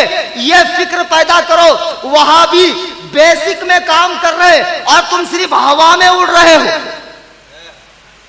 तुम्हें एहसास नहीं है दीन का, सुन्नियत का कितना नुकसान हो रहा है। और आज लोग इंटरनेट से दीन सीख रहे हैं। अब उसकी और एक मिसाल दे दूं, आप गूगल में टाइप करो कुर्बानी कितने दिन, एक जवाब आएगा 4 दिन, एक जवाब आएगा 1 दिन, 3 दिन वाला जवाब आखिरी में आएगा। अब दोनों में हवाला हदीस का। लोग परेशान ये कैसे कि इसमें तो बुखारी का हवाला लिखा है 1 दिन की कुर्बानी के लिए, 1 दिन की कुर्बानी के लिए हवाला बुखारी का। अब आदमी परेशान कि नबी का फरमान ये भी है वो भी है, जाए तो कहां जाए? मेरे बुजुर्गों दोस्तों, समझाने का मतलब यह है कि आज जो नौजवान नस्ल इंटरनेट के जरिए गुमराह हो रही है और डायरेक्ट हदीस कुरान पढ़कर अपना बेड़ा गर्क कर रही है, अगर इन्हें बचाना चाहते हो तो एक अच्छा आलिम रखो, खुद भी दीन पर अमल करो और अपने उलमा से जुड़े रहो इंशाअल्लाह। न्याज फातिहा की मैं मुखालिफत नहीं करता, न्याज फातिहा करो, लेकिन ये चीजें क्या है? मुस्तहब है ना, अच्छी है ना, ज्यादा से ज्यादा सुन्नत होगा इसमें कुछ काम, लेकिन फर्जो वाजिब तो नहीं है। आज हमारी मस्जिदें खाली वहाबियों की मस्जिदें भर रही है। आज आपको एहसास भी नहीं कितने फितने पैदा हो गए। एक ऑस्ट्रेलिया में एक शख्स है जावेद गामदी, आज उसका लेक्चर सुन के, उसके आर्टिकल पढ़ के हजारों नौजवान गुमराह हो। क्योंकि आज की जो जनरेशन है ना, कुछ हमारे उलमा की भी गलती है। ताली एक हाथ से नहीं बचती, ताली एक हाथ से नहीं बचती। जब आलिमों से कहा जाए जाओ निकलो बाहर जाओ दीन सिखाओ, तो फरमाते नहीं हम तो कुआं है, जिसको प्यास लगेगी आकर पिएगा। माशाअल्लाह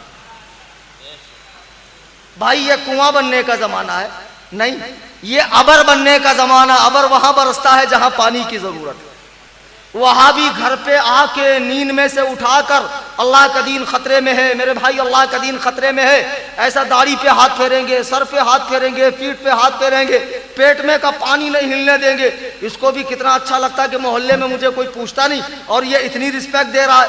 तो धीरे धीरे लोग वहाबियत की तरफ भाग रहे। उनकी बोली मीठी है, उनकी बोली मीठी है, उनका तरीका बहुत अलग है, वो इंसान के माइंड पे अटैक करते हैं। और हम लोग हजरत हुजूर बने हुए गद्दे पर बैठे हैं कि कोई आएगा तो सिखाऊंगा, तो कोई नहीं आने वाला, किसी के पास टाइम नहीं है। जी हजरत, थोड़ा आप ही तकलीफ कर लो, जरा हुजरे शरीफ से बाहर निकलो, जरा रंग बिरंगी कपड़े पहनना बंद करो, ये नक्शे सुलेमानी और ये तावीज़ों की किताबों पे जरा कम ध्यान दो, बाहर तशरीफ लाओ, जरा देखो ये उम्मत क्या गम्मत कर रही है, जरा देखो ये नौजवान कैसे भटक रहा है। सुभान अल्लाह सुभान अल्लाह, बेशक हजरत। मेरे भाई, लगता है ये इनके मन की बात हो गई। दुरूद पाक पढ़ने अल्लाहुम्मा सल्ली अला सय्यिदना। सब अपनी इस्लाह कर ले और दीनो सुन्नियत का दर्द अपने दिल में पैदा करे। हमें इस मसलके हक का काम करना है, यही मसलके हक है। आपकी कोशिश से एक शख्स भी वहाबी होने से बचा, देवबंदी कादियानी शिया होने से बचा, या एक भी काफिर दाखिले इस्लाम हुआ, इंशाअल्लाह आपकी नजात के लिए काफी है। कोशिश करनी है, काम करना है। आज वहाबियत बहुत बड़े लेवल पे अपना काम कर रही है और वहाबियत इतने आगे बढ़ गई कि खुदा की कसम अब हमें उनके मुकाबले में आने के लिए 50 साल लगेंगे, लेकिन करना तो है, करना है। सेठों को कुर्बानियां देनी है, कौम को कुर्बानी देनी है, उलमा को कुर्बानी देनी है, दीन का काम करने वालों को कुर्बानी देनी है। देखो एक गुमराह जमात जिसका वजूद ही अंग्रेज के दौर में हुआ, आज दुनिया की 186 कंट्रीज में ये काम कर रही है। कौन? तबलीगी जमात। आपको पता नहीं, जब हिंदुस्तान में अंग्रेज आया तो इस चमड़ी के गोरे और दिल के काले ने देखा कि हिंदुस्तान में मुसलमान और हिंदू बड़े प्यार से रहते हैं, तो अंग्रेज बड़ा होशियार था। देखो बाहर बारिश हो रही है, अगर मैं बयान खत्म कर दूंगा तो आप लोग जाकर भीगेंगे ना, इसलिए इजाजत दीजिए कि मैं कुछ देर और बोलूं। माशाअल्लाह, यकीन जानिए कि मैं आपकी बिना इजाजत के भी बोलने वाला था। अजीजाने गिरामी वकार, इंडिया में जब अंग्रेज आया तो उसने डिवाइड एंड रूल की पॉलिसी अपनाई, तोड़ो और हुकूमत करो। तो अंग्रेज बड़ा होशियार, उसने हिंदू मुस्लिम को लड़वाया। आज जैसे हिंदू मुसलमानों को लड़ाया जा रहा, लड़ने की कोई बात नहीं, वो उनके धर्म पे, हम हमारे धर्म पे, किसी को किसी के धर्म से खतरा नहीं। लेकिन नेताओं के पेट में जो दर्द होता है, बिना लड़ाए वो शांत नहीं होते। हिंदुस्तान में जितने दंगे हुए, किसी भी दंगे में कोई नेता मरा क्या? नहीं, नेता नहीं मरते, नेता बहुत होशियार होते, वो सिर्फ लड़वाते हैं। हिंदू मुसलमान लड़ो, लड़ लो, दंगा हो जाए, दुकानें जल जाए, सड़कें बर्बाद हो जाए, बसें जल जाए, गवर्नमेंट के संपत्ति को नुकसान हो जाए, वो संपत्ति भरते भरते टैक्स तुमसे ही लिया जाएगा, तरह तरह के चालान काट के, तरह तरह के टैक्स लेकर, फिर 10 साल पीछे हो जाओ। आज दुनिया इतनी तरक्की कर गई, लेकिन हिंदुस्तान की सड़कें देख लो। तो उसकी बुनियादी वजह यह है, हिंदू मुस्लिम की लड़ाई नहीं लड़ना, किसी नेता की बात में नहीं आना।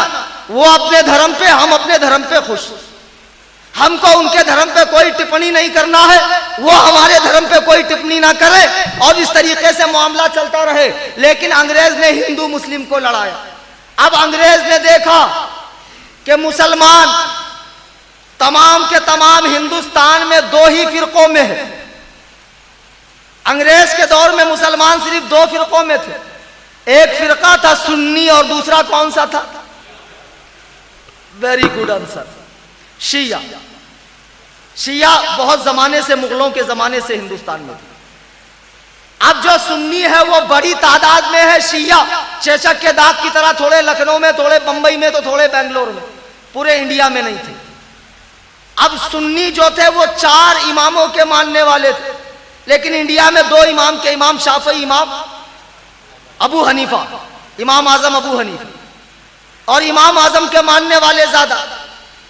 अंग्रेज ने देखा कि मुसलमानों का दिली ताल्लुक अपने नबी से बहुत गहरा है। जब भी नबी की बात आती है मुसलमान जज्बाती हो जाता है, और उस जमाने में नबी के वास्ते दे देकर हजरत शाह अब्दुल अजीज मुहद्दिस दहलवी, अल्लामा फजले हक खैराबादी, अल्लामा फजले रसूल बदायूनी, मौलाना रजा अली खान, मौलाना नकी अली खान, इन बुजुर्गों ने हिंदुस्तान के मुसलमानों में जिहाद का जज्बा पैदा किया कि अंग्रेजों से लड़ो। मुसलमान अंग्रेजों की चौकियों पे हमला करते, अंग्रेज ने कहा इन्हें तोड़ा कैसे जाए।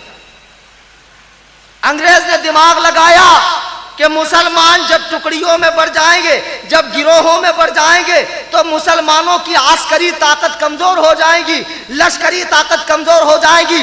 जब तक मुसलमानों के एक हाथ में कुरान और एक में तलवार होगी, हम मुसलमानों से जीत नहीं सकते हैं। मुसलमानों से कुरान नहीं छीनना है, तलवार छीन कर तस्बीह देना है। जाओ जमातों में तस्बीह पढ़ते रहो, पेपर मत पढ़ना, न्यूज मत पढ़ना, दुनिया की खबर मत रखना, जो पढ़ना फजूल अमाल पढ़ना। अंग्रेज ने बड़ा दिमाग लगाया। फिर अंग्रेज ने सोचा, यार अगर मैं मुसलमानों के सामने जाकर कहूं क्या है मुसलमानों, तुम्हारा नबी मर के मिट्टी में मिल गया, मुसलमान खून का आखिरी कतरा बहा देगा लेकिन मुझे जिंदा नहीं छोड़ेंगे। अगर मैं कहूं है मुसलमानों, तुम्हारे नबी जैसा इल्म बच्चों, पागलों, जानवरों, चरिंदों, दरिंदों, गुजिंदों को है, मुसलमान नहीं माने। अगर मैं कहूं कि शैतान का इल्म नबी के इल्म से ज्यादा है, नबी का मर्तबा चौड़ा चमार से बदतर है, तो मुसलमान नहीं मानेगा।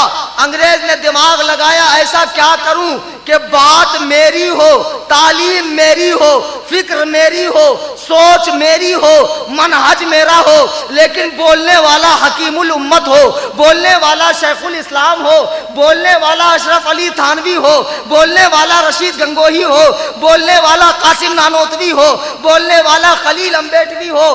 तो अंग्रेज ने चंद मौलवियों को खरीदा। आवाज आ रही ना पीछे? दोनों हाथ उठाकर कहो या हुसैन।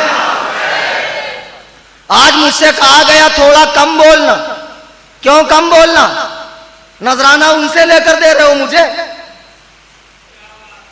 ये नौजवानों को कैसे समझेगा झगड़ा क्या है? लोग क्या समझते?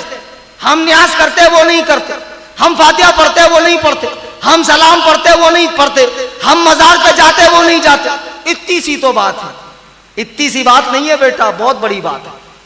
कोई पूरी जिंदगी फातिहा ना पढ़े, कोई पूरी जिंदगी सलाम ना पढ़े, पूरी जिंदगी मजार पे ना जाए, तब भी वो मुसलमान सुन्नी रह सकता है। लेकिन अगर एक मर्तबा बारगाहे रिसालत में अदनासी गुस्ताखी कर ली तो उसका इस्लाम से रिश्ता खत्म। इख्तलाफ समझो ना। अंग्रेज ने चंद मौलवियों को खरीदा। खरीदने के बाद उनसे किताबें लिखवाई। पहली किताब तहजीरुन नास, जिसमें 3 जगह अंग्रेज हुजूर के आखिरी नबी होने का इनकार किया गया। 1856 में सहारनपुर में दारुल उलूम देवबंद बना। जरा दिमाग लगाओ कि 1856 में हिंदुस्तान में कौन सी हुकूमत थी? मुगल अंपायर था, सल्जूकी इख्तिदार था, तातारी इख्तिदार था, गजनवी इख्तिदार था, गौरी इख्तिदार था। कौन सी मुसलमान हुकूमत थी? 1856 में अंग्रेजों की हुकूमत थी।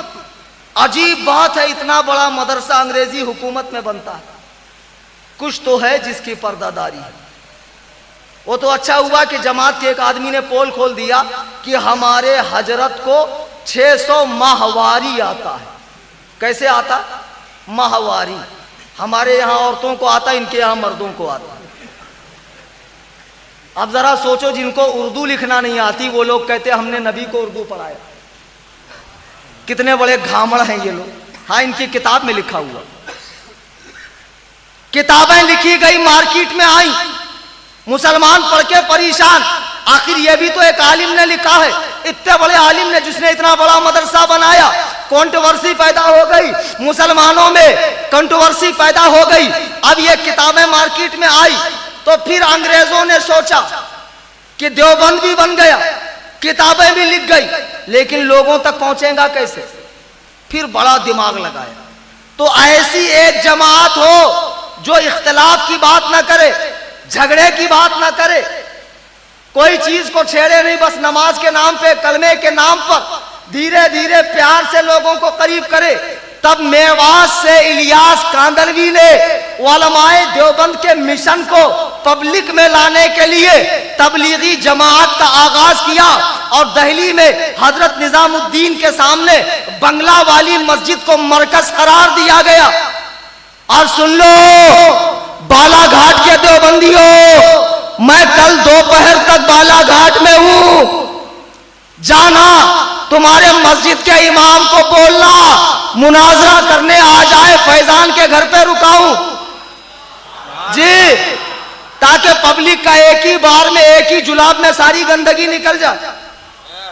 जो लोग समझते हैं ये भी दाढ़ी वाले, वो भी दाढ़ी वाले, ये भी नमाज वाले, वो भी नमाज वाले, तो हम क्यों किसी को बुरा बोले? क्या पता कौन हक पर है। तो आवाम भी देखना चाहेंगी कोई कौन हक पर है। लाओ तुम्हारे इमाम को, मैं मुनाजरा करने के लिए तैयार हूं। मैं साबित करता हूं अकाबिर उलमाए देवबंद अपनी इबारात की रोशनी में बदतरीन काफिर व मुर्तद। बेशक बेशक बेशक। क्या बात है, इस पे सुभान अल्लाह बड़ा हल्का निकला। और जब बात कही थी मैंने कि प्यार से लाओ, तो उस दिन तो बहुत माशाअल्लाह माशाअल्लाह, अल्लाह मजीद फजीद। ये हवाई किले तामीर नहीं कर रहा हूं मैं। कलीम हनफी रजवी फ्रॉम मुंबई, अगर मेरे जाने के बाद बासी कड़ी में उबाल आए तो फैजान से कांटेक्ट कर लेना, सैयद जफर से कांटेक्ट कर लेना, ये लोग मुझे बता देंगे। अल्हम्दुलिल्लाह, मोस्ट वेलकम फॉर ठुकाई। अल्हम्दुलिल्लाह, अल्लाहु अकबर, सुभान अल्लाह। आज ये भोली भाली उम्मत परेशान है, जाएं तो किधर जाएं। दोनों हदीस कुरान वाले, आखिर जाएं तो किधर जाएं। सुनो, अंग्रेजों ने जब ये फितना पैदा किया तो इस फितने, वहाबी फितने का जो मेन शख्स है वो इस्माइल दहलवी। वहाबियत की तारीख बता रहा हूं। इस्माइल दहलवी ने इस फितने की बुनियाद रखी वहाबियत की। फिर वहाबियत में दो ग्रुप हो गए, एक तकलीदी वहाबी, एक गैर मुकल्लिद वहाबी। तकलीदी वहाबी देवबंदी जो चार में से एक इमाम की तकलीद हमारे आप की तरह करते, और एक हुए जो किसी इमाम की तकलीद नहीं करते। अकाईद दोनों के एक हैं, सिर्फ मसाइल का इख्तलाफ है। अब जब तबलीग जमात निकली तो धीरे धीरे तबलीग जमात गांव देहात खेड़े में जाकर अब लोग कहते हैं भाई तुम सलाम नहीं पढ़ते। हाँ, हम नहीं पढ़ते, आप पढ़ते हैं, पढ़िए, लेकिन हमारे साथ चलिए। कितने प्यार से, मोहब्बत से असर के बाद निकलेंगे 4-5 लोग। अब जब निकले तो इसमें अमीर साहब, 2-4 साथी, हाथ में 4 उंगल की तस्बीह, हाथ पीछे बंधा हुआ है, खुदा जाने उंगली तस्बीह पे चलती है कि कहां चलती है। चल, पान पट्टी पे एक साहब बैठे, सलाम वालेकुम सलाम, वालेकुम सलाम, वालेकुम सलाम, वस्सम वस्सम ब्रो।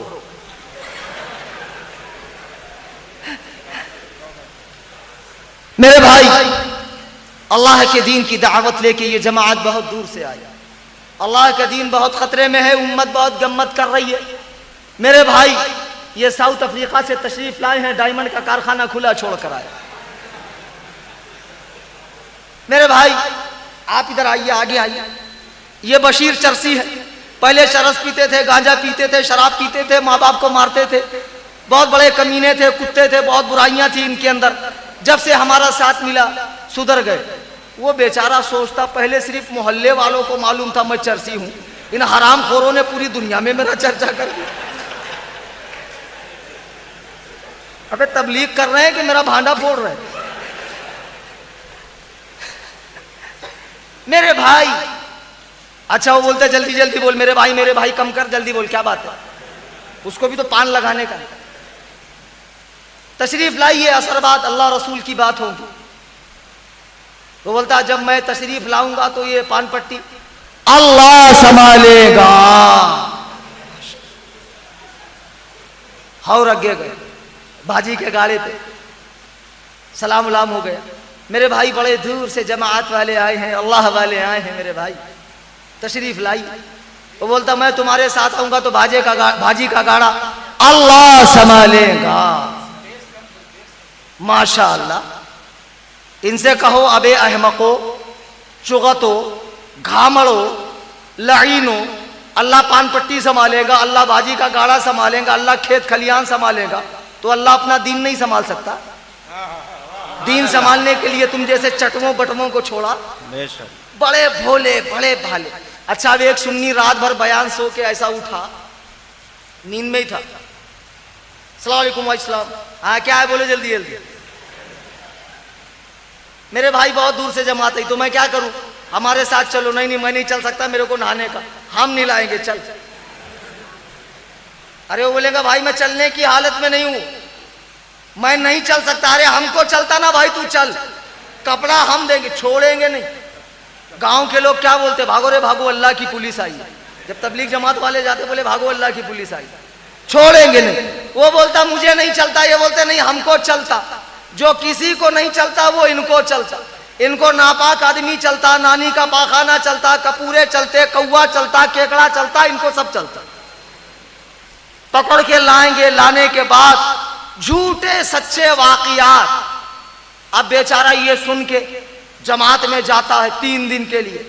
अच्छा, एक बड़ी खास बात है इनमें मालूम है, बुराई किसी की नहीं करेंगे, बिल्कुल नहीं करेंगे। मैं बोल रहा हूं नहीं करेंगे। क्यों नहीं करते?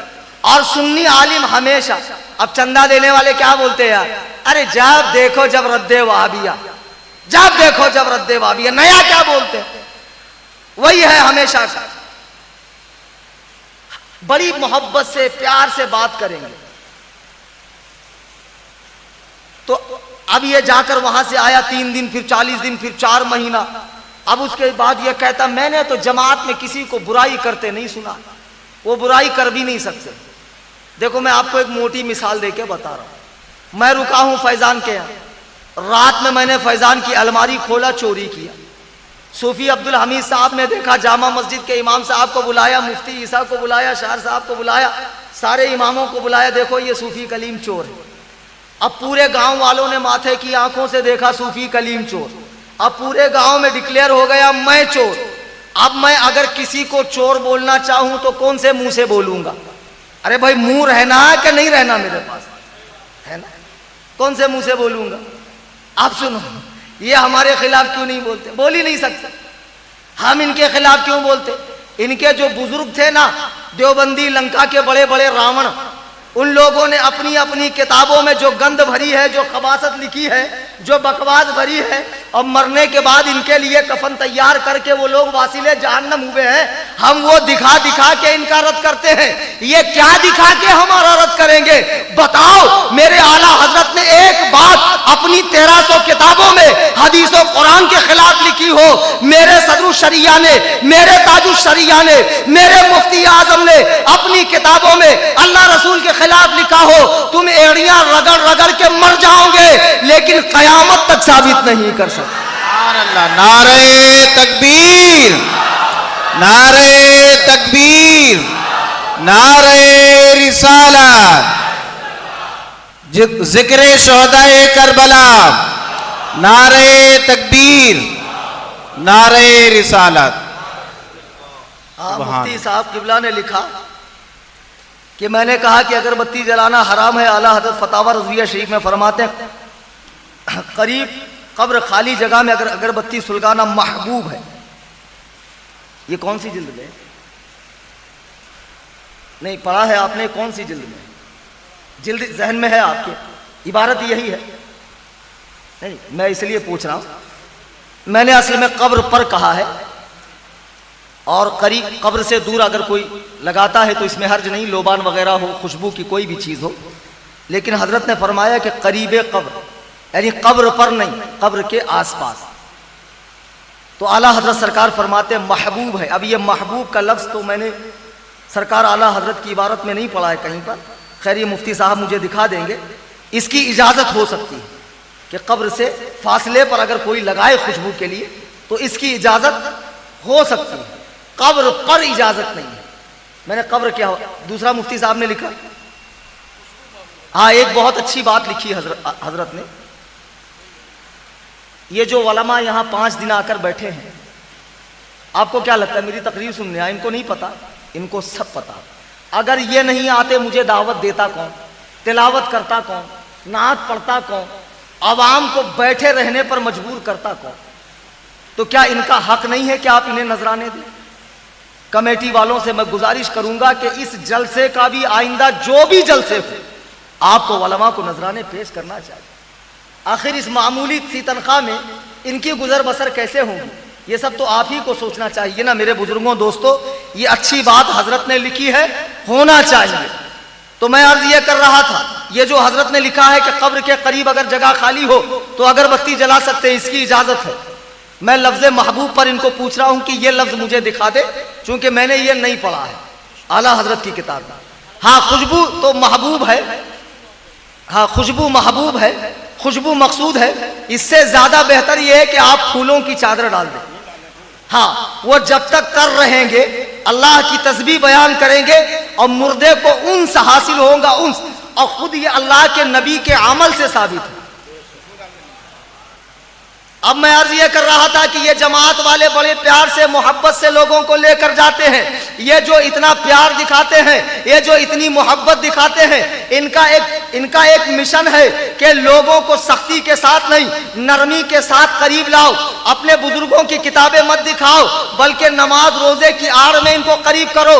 लेकिन आज सुन्नी समझ नहीं रहा है। मेरा भोला सुन्नी समझता नहीं है, कहता सुन्नी आलिम रद्द करते हैं, वो प्यार करते हैं। अरे प्यारे, इसका प्यार तुझे बड़ा भारी पड़ेगा, इसका प्यार तुझे बड़ा भारी पड़ेगा। ये जो तुझे प्यार दिखा रहा है ना, खुदा की कसम कयामत के दिन जब इसकी पोल खुलेगी तब तुझे एहसास होगा कि इस प्यार का नुकसान क्या है। मेरे आला हजरत फरमाते हैं, सूना जंगल रात अंधेरी, छाई बदली काली है, सोने वालों जागते रहियो, चोरों की रखवाली है। शहद दिखाए जहर पिलाए, कातिल डाइन शोहर कुश, इस मुर्दार पे न ललचाना, दुनिया देखी भाली है। आज लोग फर्क नहीं कर रहे, ये भी तो दाढ़ी वाले हैं। नकली असली का फर्क समझो ना। यहां कोई बूढ़ा है तो उसको पूछो कि बचपन में जब आप छोटे थे घी कितने टाइप का आता था, बोलेंगे एक ही टाइप का आता था, देसी घी। ये जो डालडा है, डालडा, ये अभी भी 20-25 साल में आया। अच्छा, किसी और बूढ़े से पूछो कि आपके बचपन में मुर्गी कितने टाइप की थी, बोलेंगे एक ही टाइप की थी, देसी मुर्गी, जो 20 दिन तक गोल गोल के बच्चे निकालती थी।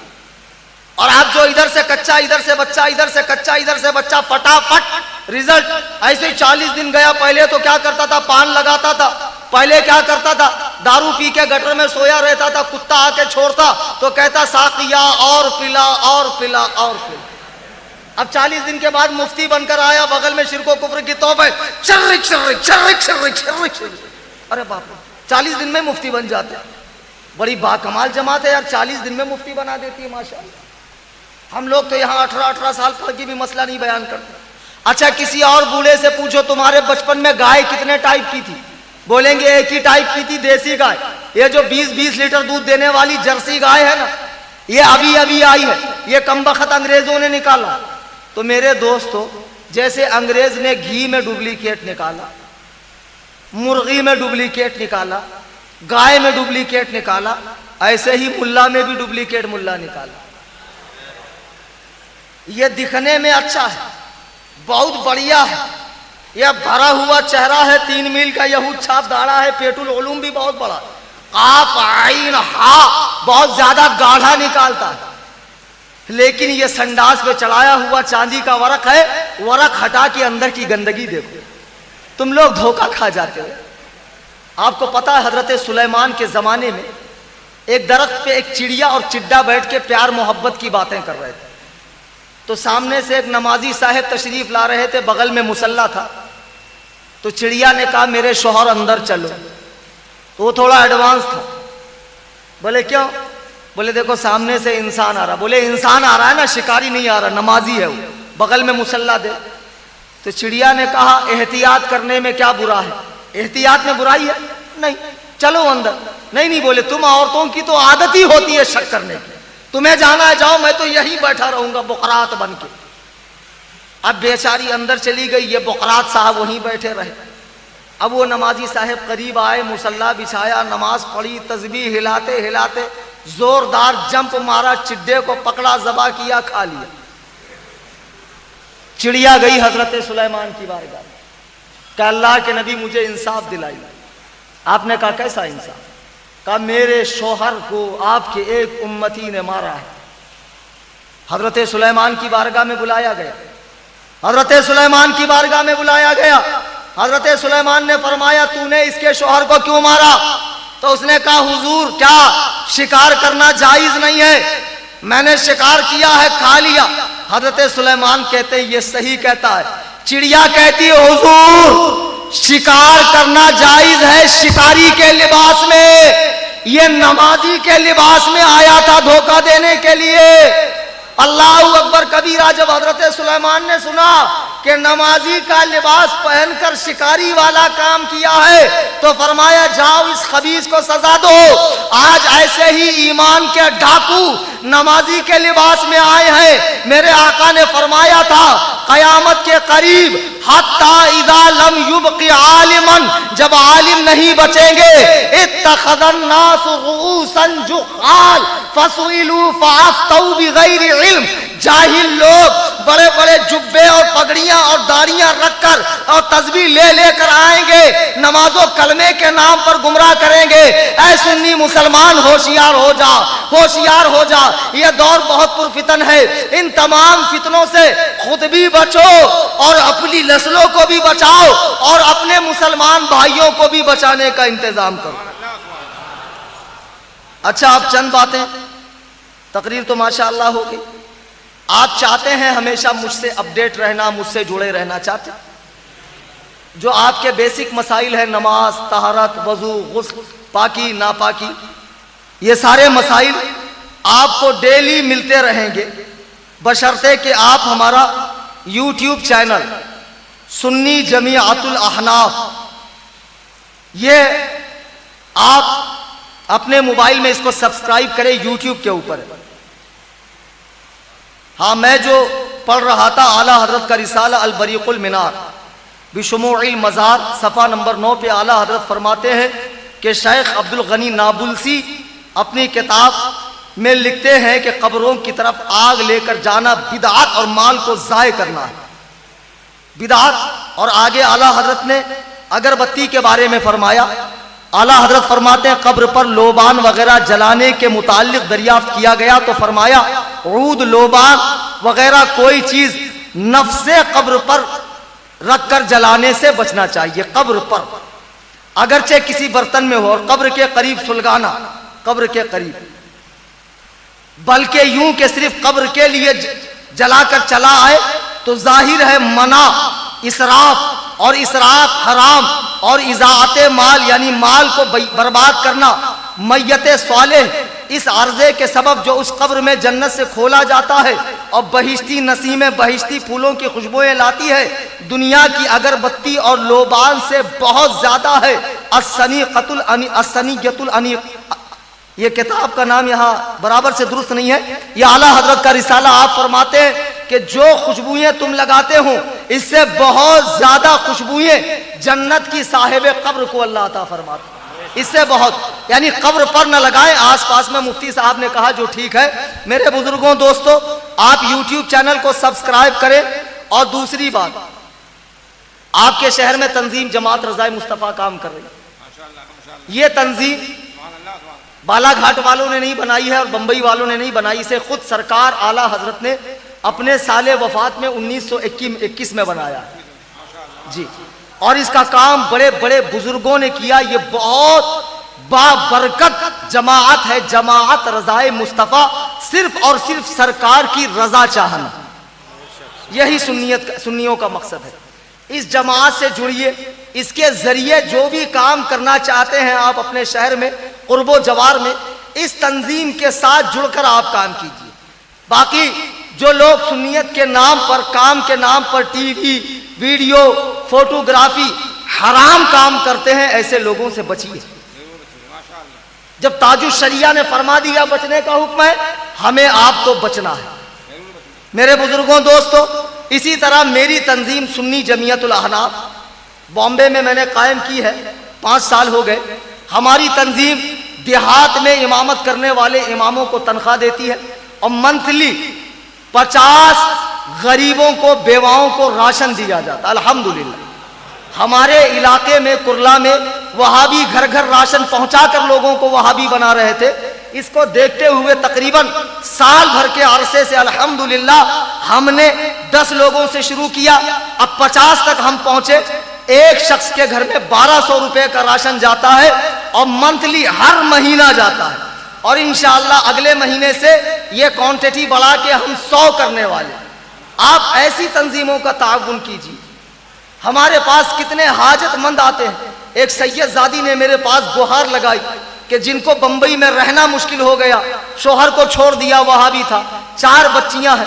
बाकायदा मैसेज भेजकर जब वो रोने लगी तो मुझे भी तकलीफ महसूस हुई कि आज रसूलुल्लाह की औलाद हम लोगों से जो है इमदाद तलब कर रही है, और हम लोग कैसे हैं कि जो आले नबी की इमदाद नहीं कर सकते हैं। मेरे बुजुर्गों, दोस्तों, आप अपने शहर के गरीबों का ध्यान रखिए, अपने रिश्तेदारों का ध्यान रखिए, और जो सादाते किराम है उनको भी नजराने और हदाये पेश किया कीजिए। और आखिरी बात ये कि जैसे कि रोजाना मुसाफा मैं नहीं कर पा रहा था, आज तकरीर के बाद सलातो सलाम के बाद मैं यहाँ बैठूंगा, आप हजरात से गुजारिश करूंगा मुसाफा करें, तशरीफ ले जाएं।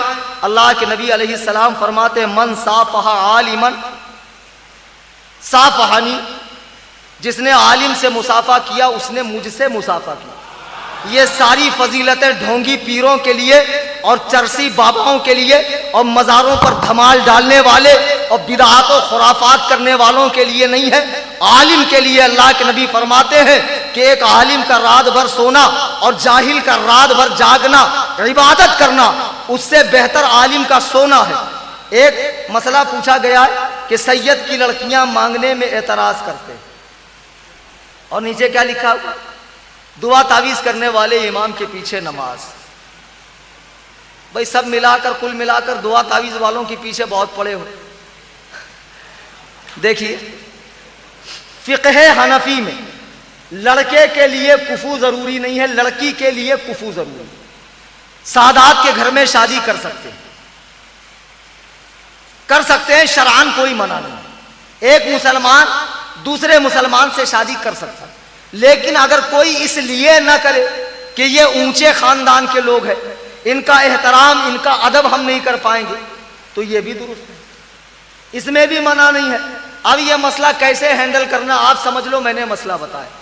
अब दुआ तावीज करने वाले इमाम के पीछे नमाज तो होती है भाई, नहीं होने की चंद सूरतें हो सकती।